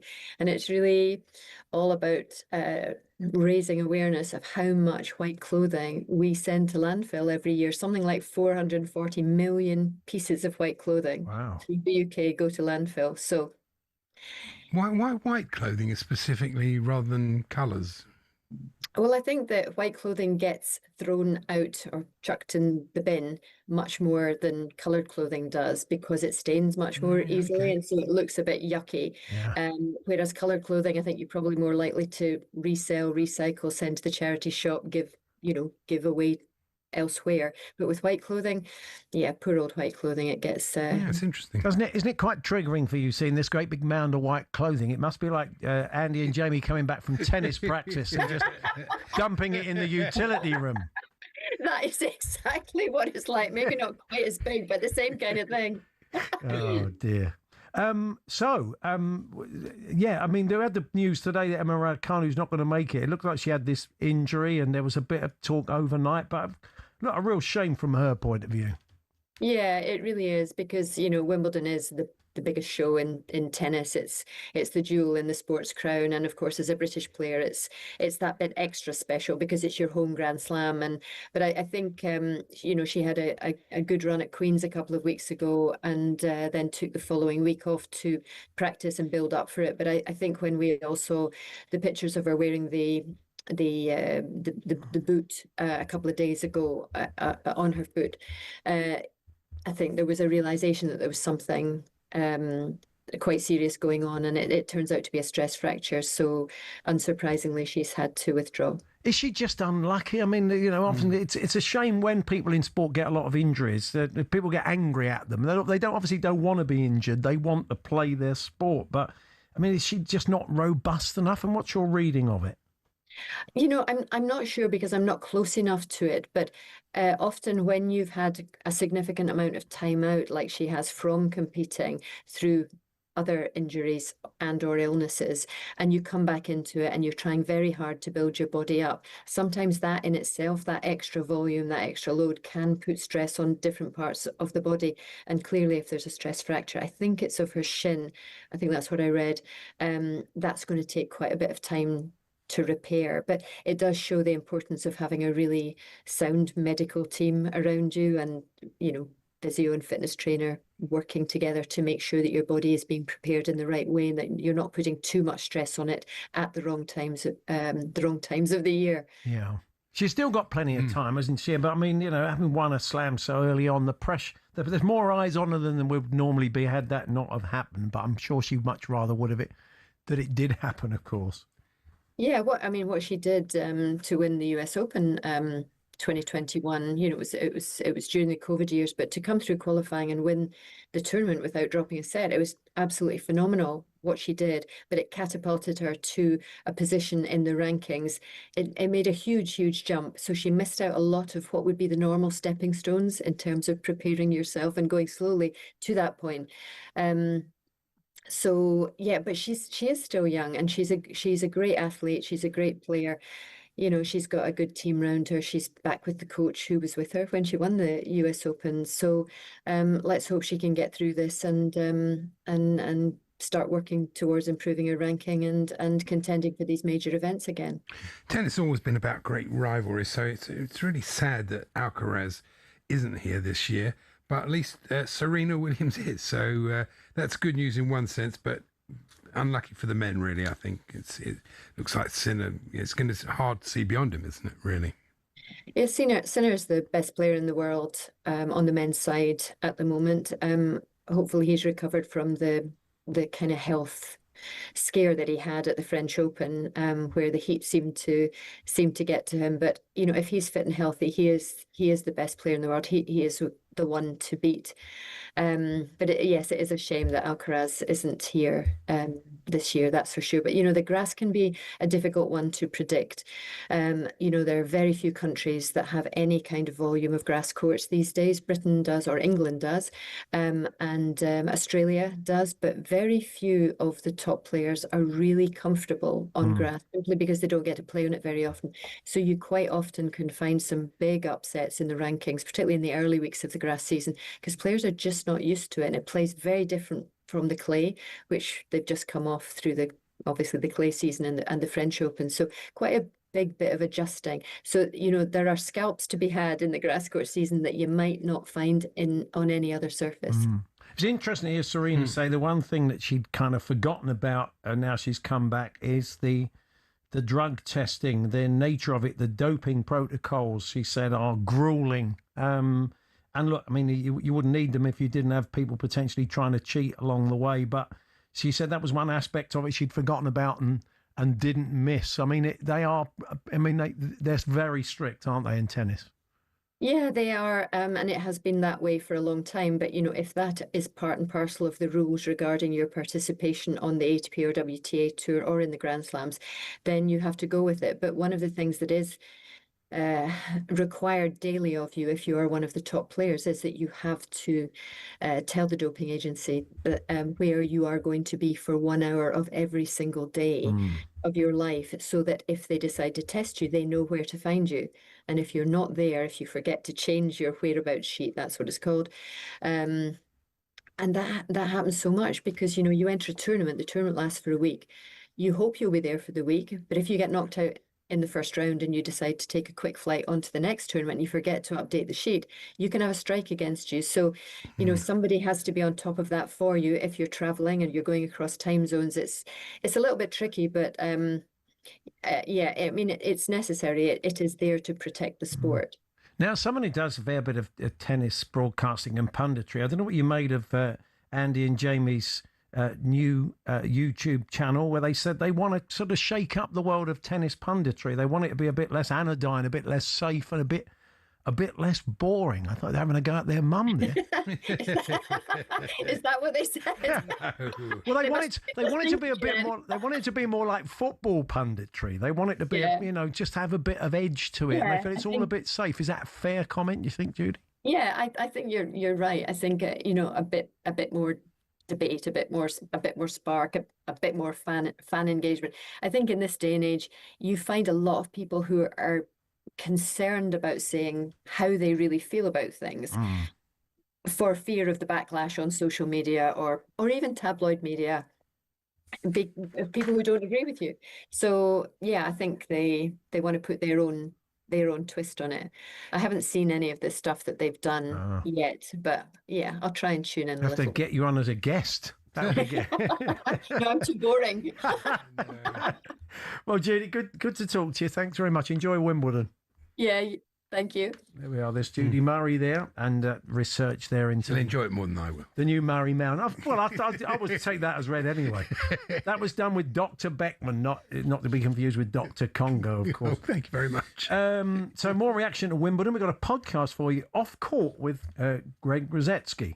The tennis show, big guests and even bigger opinions. See, Andy and Jamie, it's working already. Find it all on podcast platforms or watch along on YouTube. I think they should definitely get Jason and Jamie on. And hello, lads. Yeah, just Sinner. Can't see beyond him. Fantastic. Great show. Has anyone seen? Has anyone seen? That would be great, wouldn't it? Has anyone seen any British tennis players after... Well, we never know. Jack Draper's working with No, he's doing well. We should have mentioned that. Yeah, He's working with Andy, isn't he? We never got round to that. That's true. Anyway, you can find it on your podcast platforms or watch it all on YouTube. And don't forget, Jim and Simon live from New York at 1 o'clock. Before that, we can promise you Chapter and verse on Japan from our man in Japan, Alan Gibson, joining us for a chat. And Faker others in the England camp. That's all to come.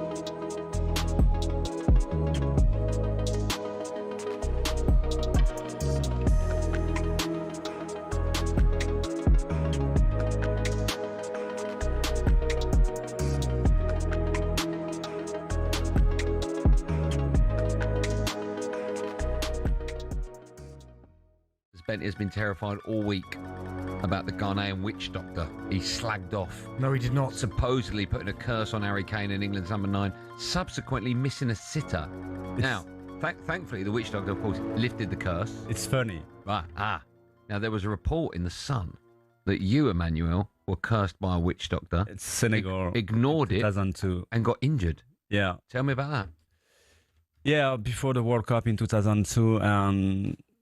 No, after the World Cup, actually, because we went out very quickly, during the World Cup in Asia. And when I came back, I was in holidays in south of France, and I had a friend, he was selling watches, on the beach, and he was expecting me. He was waiting for me for days. And then when he saw me, he came to me straight away and he said, I'm so happy to see you because I have something important to tell you. And I said, what is it? And he said, you have to be very careful because you have, how can I say that? Curse? A curse, yeah, on you. And you have to follow exactly what I'm going to tell you. And I said, what is it? He said, you have to go in Africa and you have to buy a cow and you have to kill it. And you have to follow. Bit detailed and extreme, that one. Yeah, but I said, listen, I understand and I really appreciate that. But this is. In 1994, FIFA looked at the United States and said, yes, this is the perfect place for a World Cup. To the average US sports fan, a 0-0 draw sounded less like a sporting event and more like a coding error. The greatest show on earth coming to town would soon change that. Because it was America, they didn't just host the World Cup, they supersized it. The opening ceremony was like a Super Bowl halftime show and saw Diana Ross miss a penalty from 6 yards out, wide of a goal designed to collapse as the ball hit the net. Despite the miss, the goal collapsed anyway. Classic Hollywood. When the matches started, something weird happened.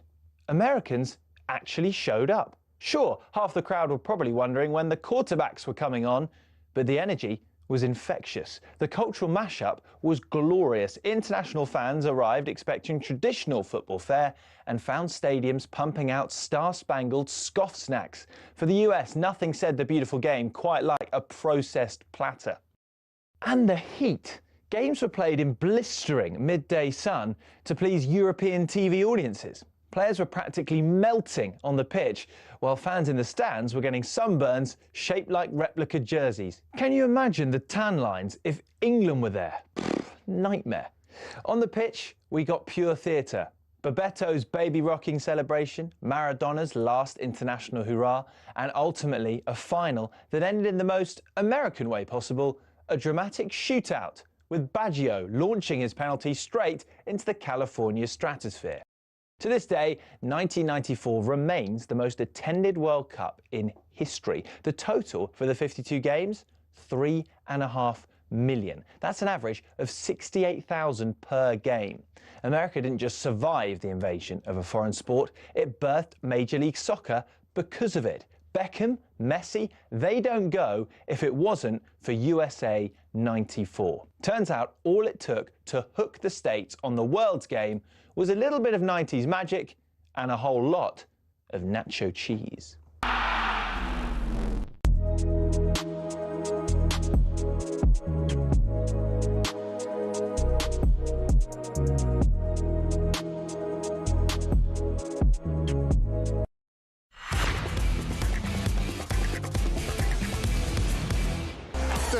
good moment of the day on talkSPORT with Meantime. talkSPORT have teamed up with Meantime to create So Good Lager for the World Cup. Available now at all O'Neill's pubs and some of the best sports bars in the UK. 18 plus, always drink responsibly. Yes, time now to take a look at today's So Good moment of the day with Meantime. It came right at the end of last night's classic between South Africa and Canada. It looked like it was heading for what was about to be a really terrible half an hour because it was pretty clear that South Africa, I did wonder at the end, also to an extent, Canada were quite happy to go into extra time and potentially pens. It was so bad, I was thinking of going to bed and handing over to one of our creatures of the night, even though it wasn't night. It wasn't a stunner. No, it was terrible. But the deadlock was broken by this. Shuttleberg down the right-hand side for Canada, gets the cross into the South Africa box, comes to Eustachio! Oh my word! Stephen Eustachio has surely won it for Canada! The first minute of added time, man without a goal in nearly 3 years for his country. Yeah, I could have kissed Stephen Eustachio at that moment. God bless him. It was great, wasn't it? It was a really good goal, as you say. It was a goal that the kind of game didn't deserve. I mean, I don't know if it was so good that it didn't go to extra time. If you didn't see it, I mean, Canada should have had it right. It could have been 2-0 up, and then the longer it went on, it played into South Africa's hands, who wanted to grind it out and make it a 0-0 penalties game, their best chance. So, but it didn't happen. God bless him. Must see my man Jacob Schavelberg. Yeah, save you a hell of a lot of money. You will, yeah. So the So Good moment of the day with Meantime there. talkSPORT have teamed up with Meantime to create So Good Lager for the World Cup. Available now at all O'Neill's pubs and some of the best sports bars in the UK. 18 plus, please drink responsibly. The So Good moment of the day on talkSPORT with Meantime. talkSPORT have teamed up with Meantime to create So Good Lager for the World Cup. Available now at all O'Neill's pubs and some of the best sports bars in the UK. 18 plus, always drink responsibly. We have much higher hopes for tonight's game between Japan and Brazil, live on talkSPORT from 6. Tim Vickery said there's trepidation in Brazil. They know that Japan are a good side, and they're not quite. It's a tough team to meet at this stage, no question. You know, Alan Gibson, Japanese football expert, the editor of J and creator of J Soccer magazine over in Japan. Hi, Alan. Konnichiwa. Well, good to see you. Absolutely, Alan. Yeah. So, what's the feeling there? I mean, fairly confident that they can go out and give Brazil a game. It's pretty exciting. I mean, after watching Canada and South Africa, actually, I fell asleep in that. But seeing those two teams and then realizing that either Japan or Brazil is going to be out tonight is pretty sad, really. Japan beat Brazil 3-2 in a friendly a few months back. In fact, I think we discussed that a few hours before I told you that Japan were going to beat England. Yes. I was here. I was in London at that time. Now I'm in Japan, of course, and no need to I was close to Wembley. Thanks to Ross Biagini for letting me use his office at short notice. I think the whole country is optimistic, and then they also possibly think, well, if it's Brazil, if we go out to Brazil, there's no shame in that, is there? But I really think beating Brazil 3-2 could warn Brazil how good Japan is, or could boost Japan's ego and confidence. So let's see how it goes. There's been a lot of, I just want to clear this up with that, because there's been a lot of complaints over here about the times. You can't help it. It's the time zone that the World Cup's taking place in. But tonight's game, for example, that'll be 2:00 in the morning for Japan, won't it? That's quite a time for a big game like that. As you say, you can't complain about it, can you? It's a World Cup. So sometimes you're not going to get your games at tea time or whenever else you want it, or Saturday afternoon. Are there any games at Saturday afternoon anymore? I don't know. But the fact Japan could beat Brazil, I think, is going to work in their favour psychologically. But Japan is missing, Mitoma, who scored the goal against England. The captain, Wataru Endo of Liverpool, has had to drop out of the squad and retire from Japanese football. His replacement captain, Ko Itakura, was injured in the last game and went off before half-time. We might be down to our third or fourth choice captain. There's a few other players missing, but Japan has a very decent squad, and I think most of them are playing in the top leagues in the world now. The story so far has been the 2-2 draw at Holland, where they showed their resilience to get that late equaliser. gave Tunisia a shoeing, but I'm not sure how much we read into that, but they scored a few goals. Then it was a kind of convenient draw with Sweden, wasn't it? So what have you made of them so far, Alan? I think in general, most people that watched Japan were quite disappointed with the draw against Holland, which probably tells us a lot of how far Japan have come, because we really thought we could win that game. And then Tunisia was basically easy. And then Sweden, it seemed to be like, let's take it easy. We threw in a lot of subs, made a few changes. Both teams settled in. And the talk was that Japan actually wanted to come second to meet Brazil because Morocco are in such good form, so, or were at the time and have been, and also getting the favours from the referees, but that's another point. The coach, is he the one that holds up the big numbers, the Japanese coach? That's right, yes, he has been. What's that about, Alan? He has done, and the first time I saw it, I presumed that it was what was happening in most games in Japan when there's a corner, suddenly someone holds up a 3 because the centre-back's coming up and mark number 3. Right. But I was in error, I believe, because this was right at the end of the game, and the numbers were basically how much time is left, I think, because the number 6 went up and the number 7 went up, and I was like, they're not even on the pitch. So I like set pieces by numbers. I mean, we just have Declan Rice pulling up one leg of his shorts. It's quite we're quite Masonic the way we do it. You actually just say, yeah, corner number 3. That's right. Watch everybody see it.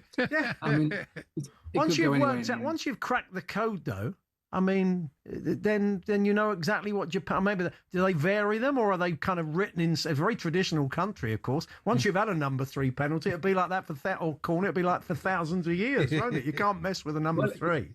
I would presume it's like baseball calling, because they all do the same thing with it. But it depends which finger they start with. So who knows Japan? Maybe they started with a 6. That means page 6 of the manual, and then But in the end, it's just not going to come down to holding up. It's going to come down to luck and errors, a referee decision, a deflection. I mean, Suarez handballing on the line to win the World Cup for Argentina, or somebody passing the ball past Peter Shilton. How will people watch then at 2:00 in the morning? What's the tradition? I mean, people just they come together. Will there still be a fan zone open? Will people just watch at home? Yeah, even though it's a Monday night, there are plenty of bars that have announced that they will be open.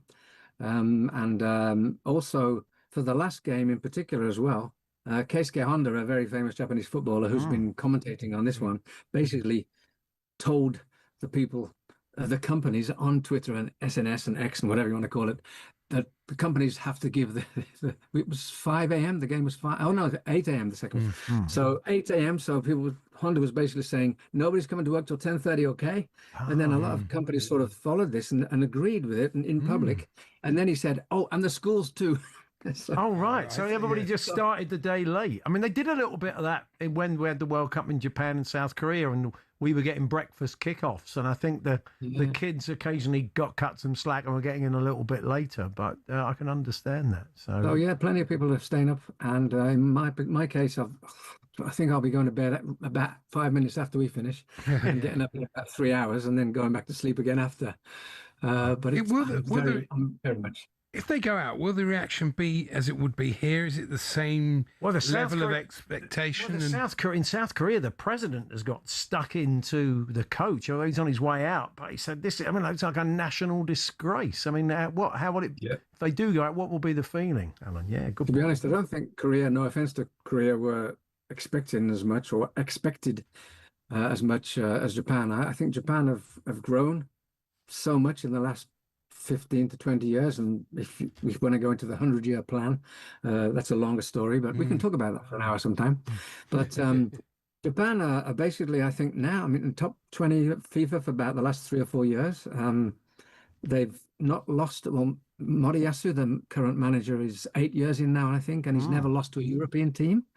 Beat Germany and Spain in the last World Cups, beat Germany after that in a friendly, beat Spain in the Olympics 1-0 in 2012 too. I mean, Japan is now, it won't be a surprise if Japan wins, shall we say. No.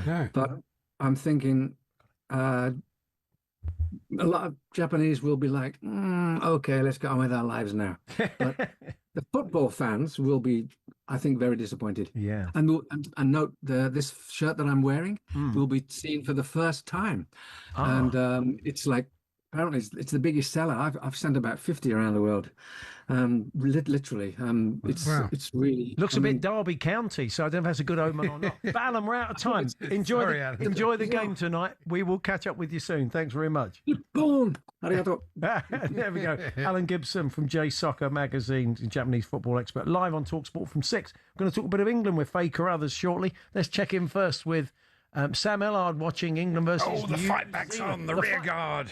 Could we do it? We only need 186. I mean, it's under 200 now. You know, there's partnerships worth 71 runs. Will O'Rourke's off the field injured. Are you telling me there's a chance? I mean, there's a chance, but maybe a really slim one. But what is good to see is that these two, and I'm saying this like this should just be the obvious, but Atkinson and Smith are at least fighting and making life difficult for the New Zealand bowlers, and they're not just giving away their wickets. We've seen two lofted drives back down the ground from Jamie Smith off Mitch Santner, but they were to balls that were over-pitched and they're to be hit. Apart from that, they're looking to defend, they're leaving outside the off-stump, and they're doing their best to frustrate the New Zealand bowlers, which is good to see from the England batsmen. It was 2 early wickets for New Zealand this morning. Gay went for 10, playing at a ball outside of his off-stump off Smith, and edging behind. Joe Root was then run out off 18 for 18 runs. Jamie Smith, short on runs, has got 46 runs in this innings. Gus Atkinson is not out on 17. They put on 72 runs, this partnership, and they faced more than 20 overs at the crease together. We've got 50 minutes until lunch on day 5. England are 6 down. New Zealand searching for those 4 wickets, and England for victory, they need 185 runs. Thank you, Sam. Faye Carruthers joins us from Kansas City. I'll take it they'll be heading off to Atlanta fairly soon, but we'll catch up with Faye in the England camp. We're here with Selco Builders Warehouse. It's where the trade go.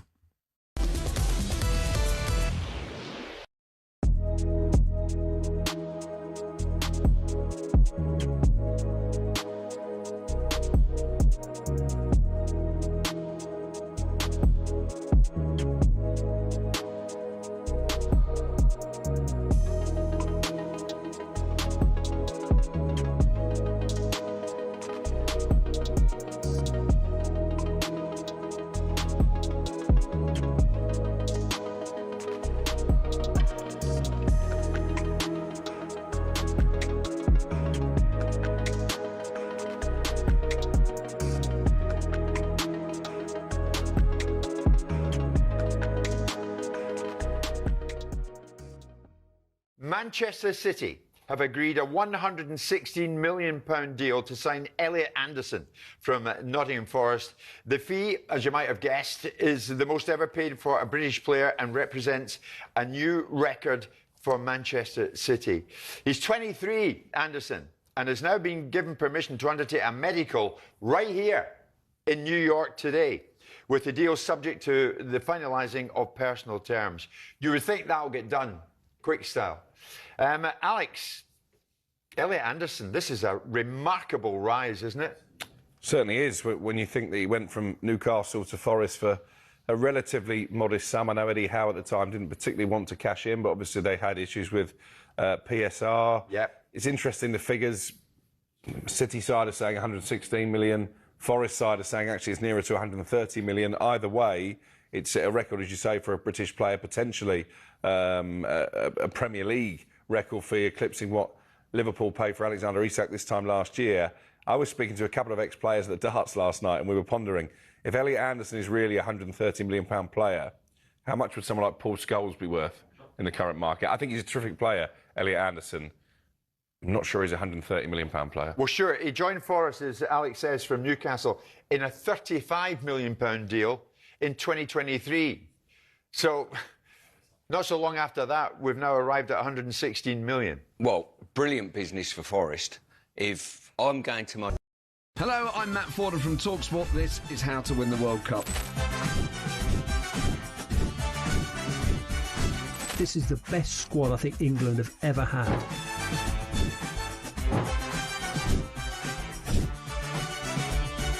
He used to love America, now he doesn't. It's very sad. It was so important to succeed because of all the pressure we received. Don't jump for this one, I'm going to knock his head off. Warning, this podcast does not guarantee England will actually win anything.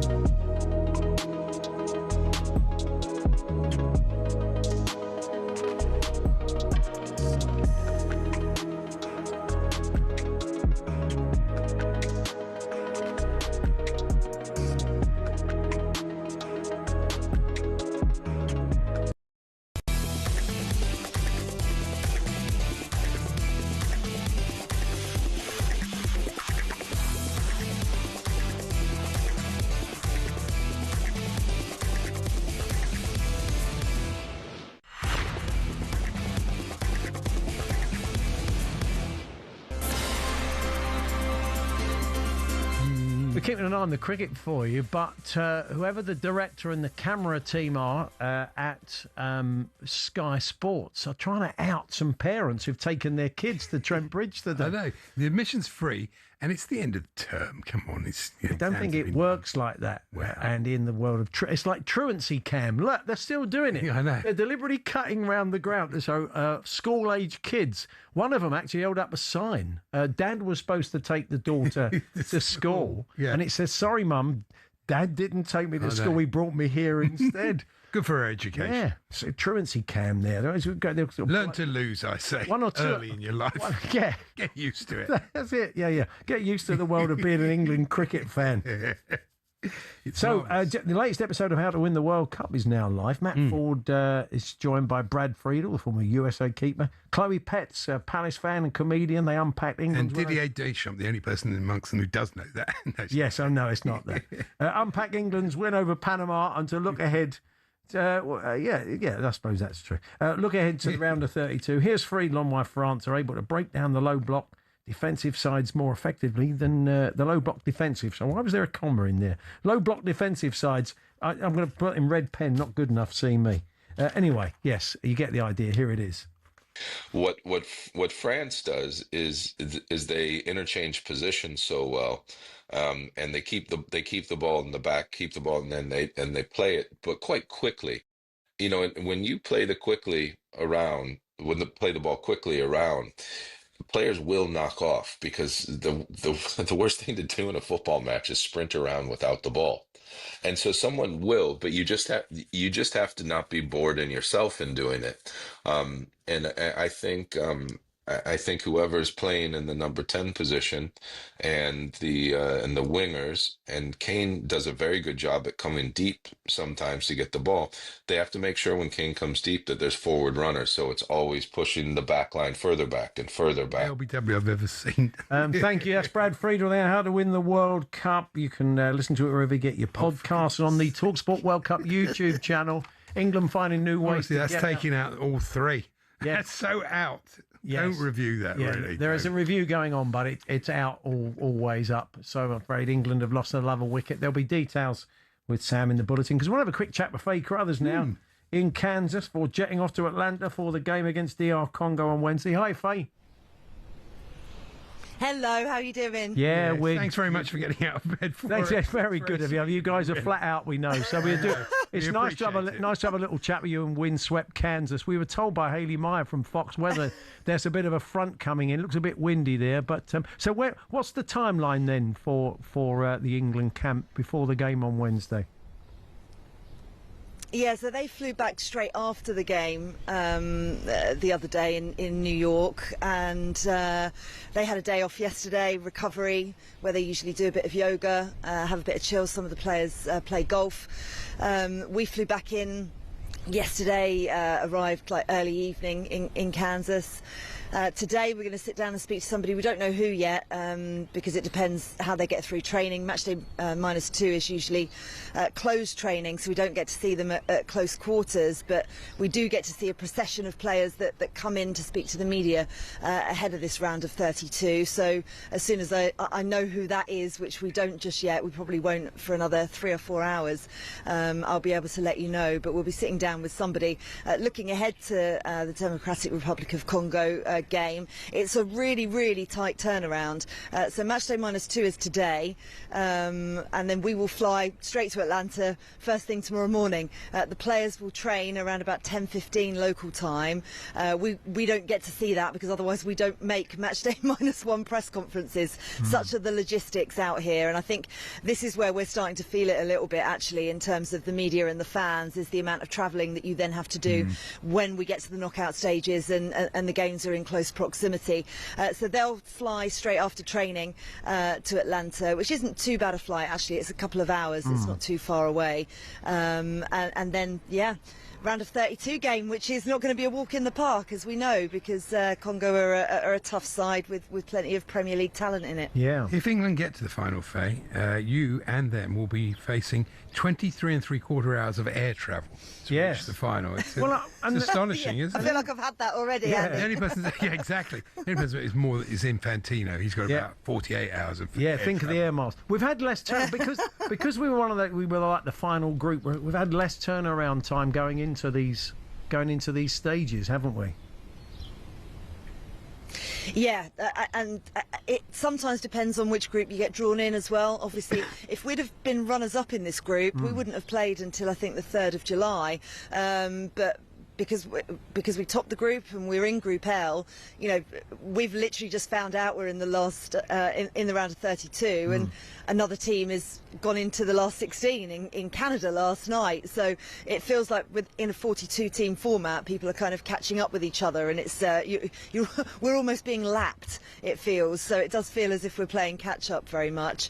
But yeah, in terms of the players, they knew that, but the FA still looked into what would be best, whether it would be city hopping, host city hopping, which some of the teams are doing, particularly in the knockout stage, or whether it was better for the players to go back to a kind of central location. And the reason they picked Kansas in the first place is because it's no more than 3.5 hours flight to anywhere. And even us, to be honest, we talk about coming home. We're coming home to Kansas each time, and it is nice to come back to your stuff in one place. So I can understand why they did that. All the sports scientists have done all the research into how flying affects players. Of course, need to deal with altitude if we get to the last 16 to play Mexico or Ecuador as well. But they've done all of that research to limit as much as possible the impacts on the players. Faye, well, get on with your day. Thanks very much for joining us. Appreciate it. Thank you. See you later. Take care. Thanks, Faye Carruthers there in the England camp in Kansas. All the build-up to England, of course. Our England commentary team are going to bring you Brazil, Japan, and I'm sure they'll fit in some England chat around that. England won 91 for 7, needing 182 to win. Losing Atkinson was a bit of a blow. Archer's in there now. Joffre's alongside Smith, who's just shy of 50 on 47. We'll have updates from Sam Ellard, but I think that little, opportunity to maybe chase it down, very tiny opportunity, is gone. It's gone. We'll see you tomorrow. Reflecting, could be some big scalps going tonight. So make sure you keep it talkSPORT, and all the build-up to this evening's games and those in the early hours are with Jim and Simon live from New York. They're coming up next.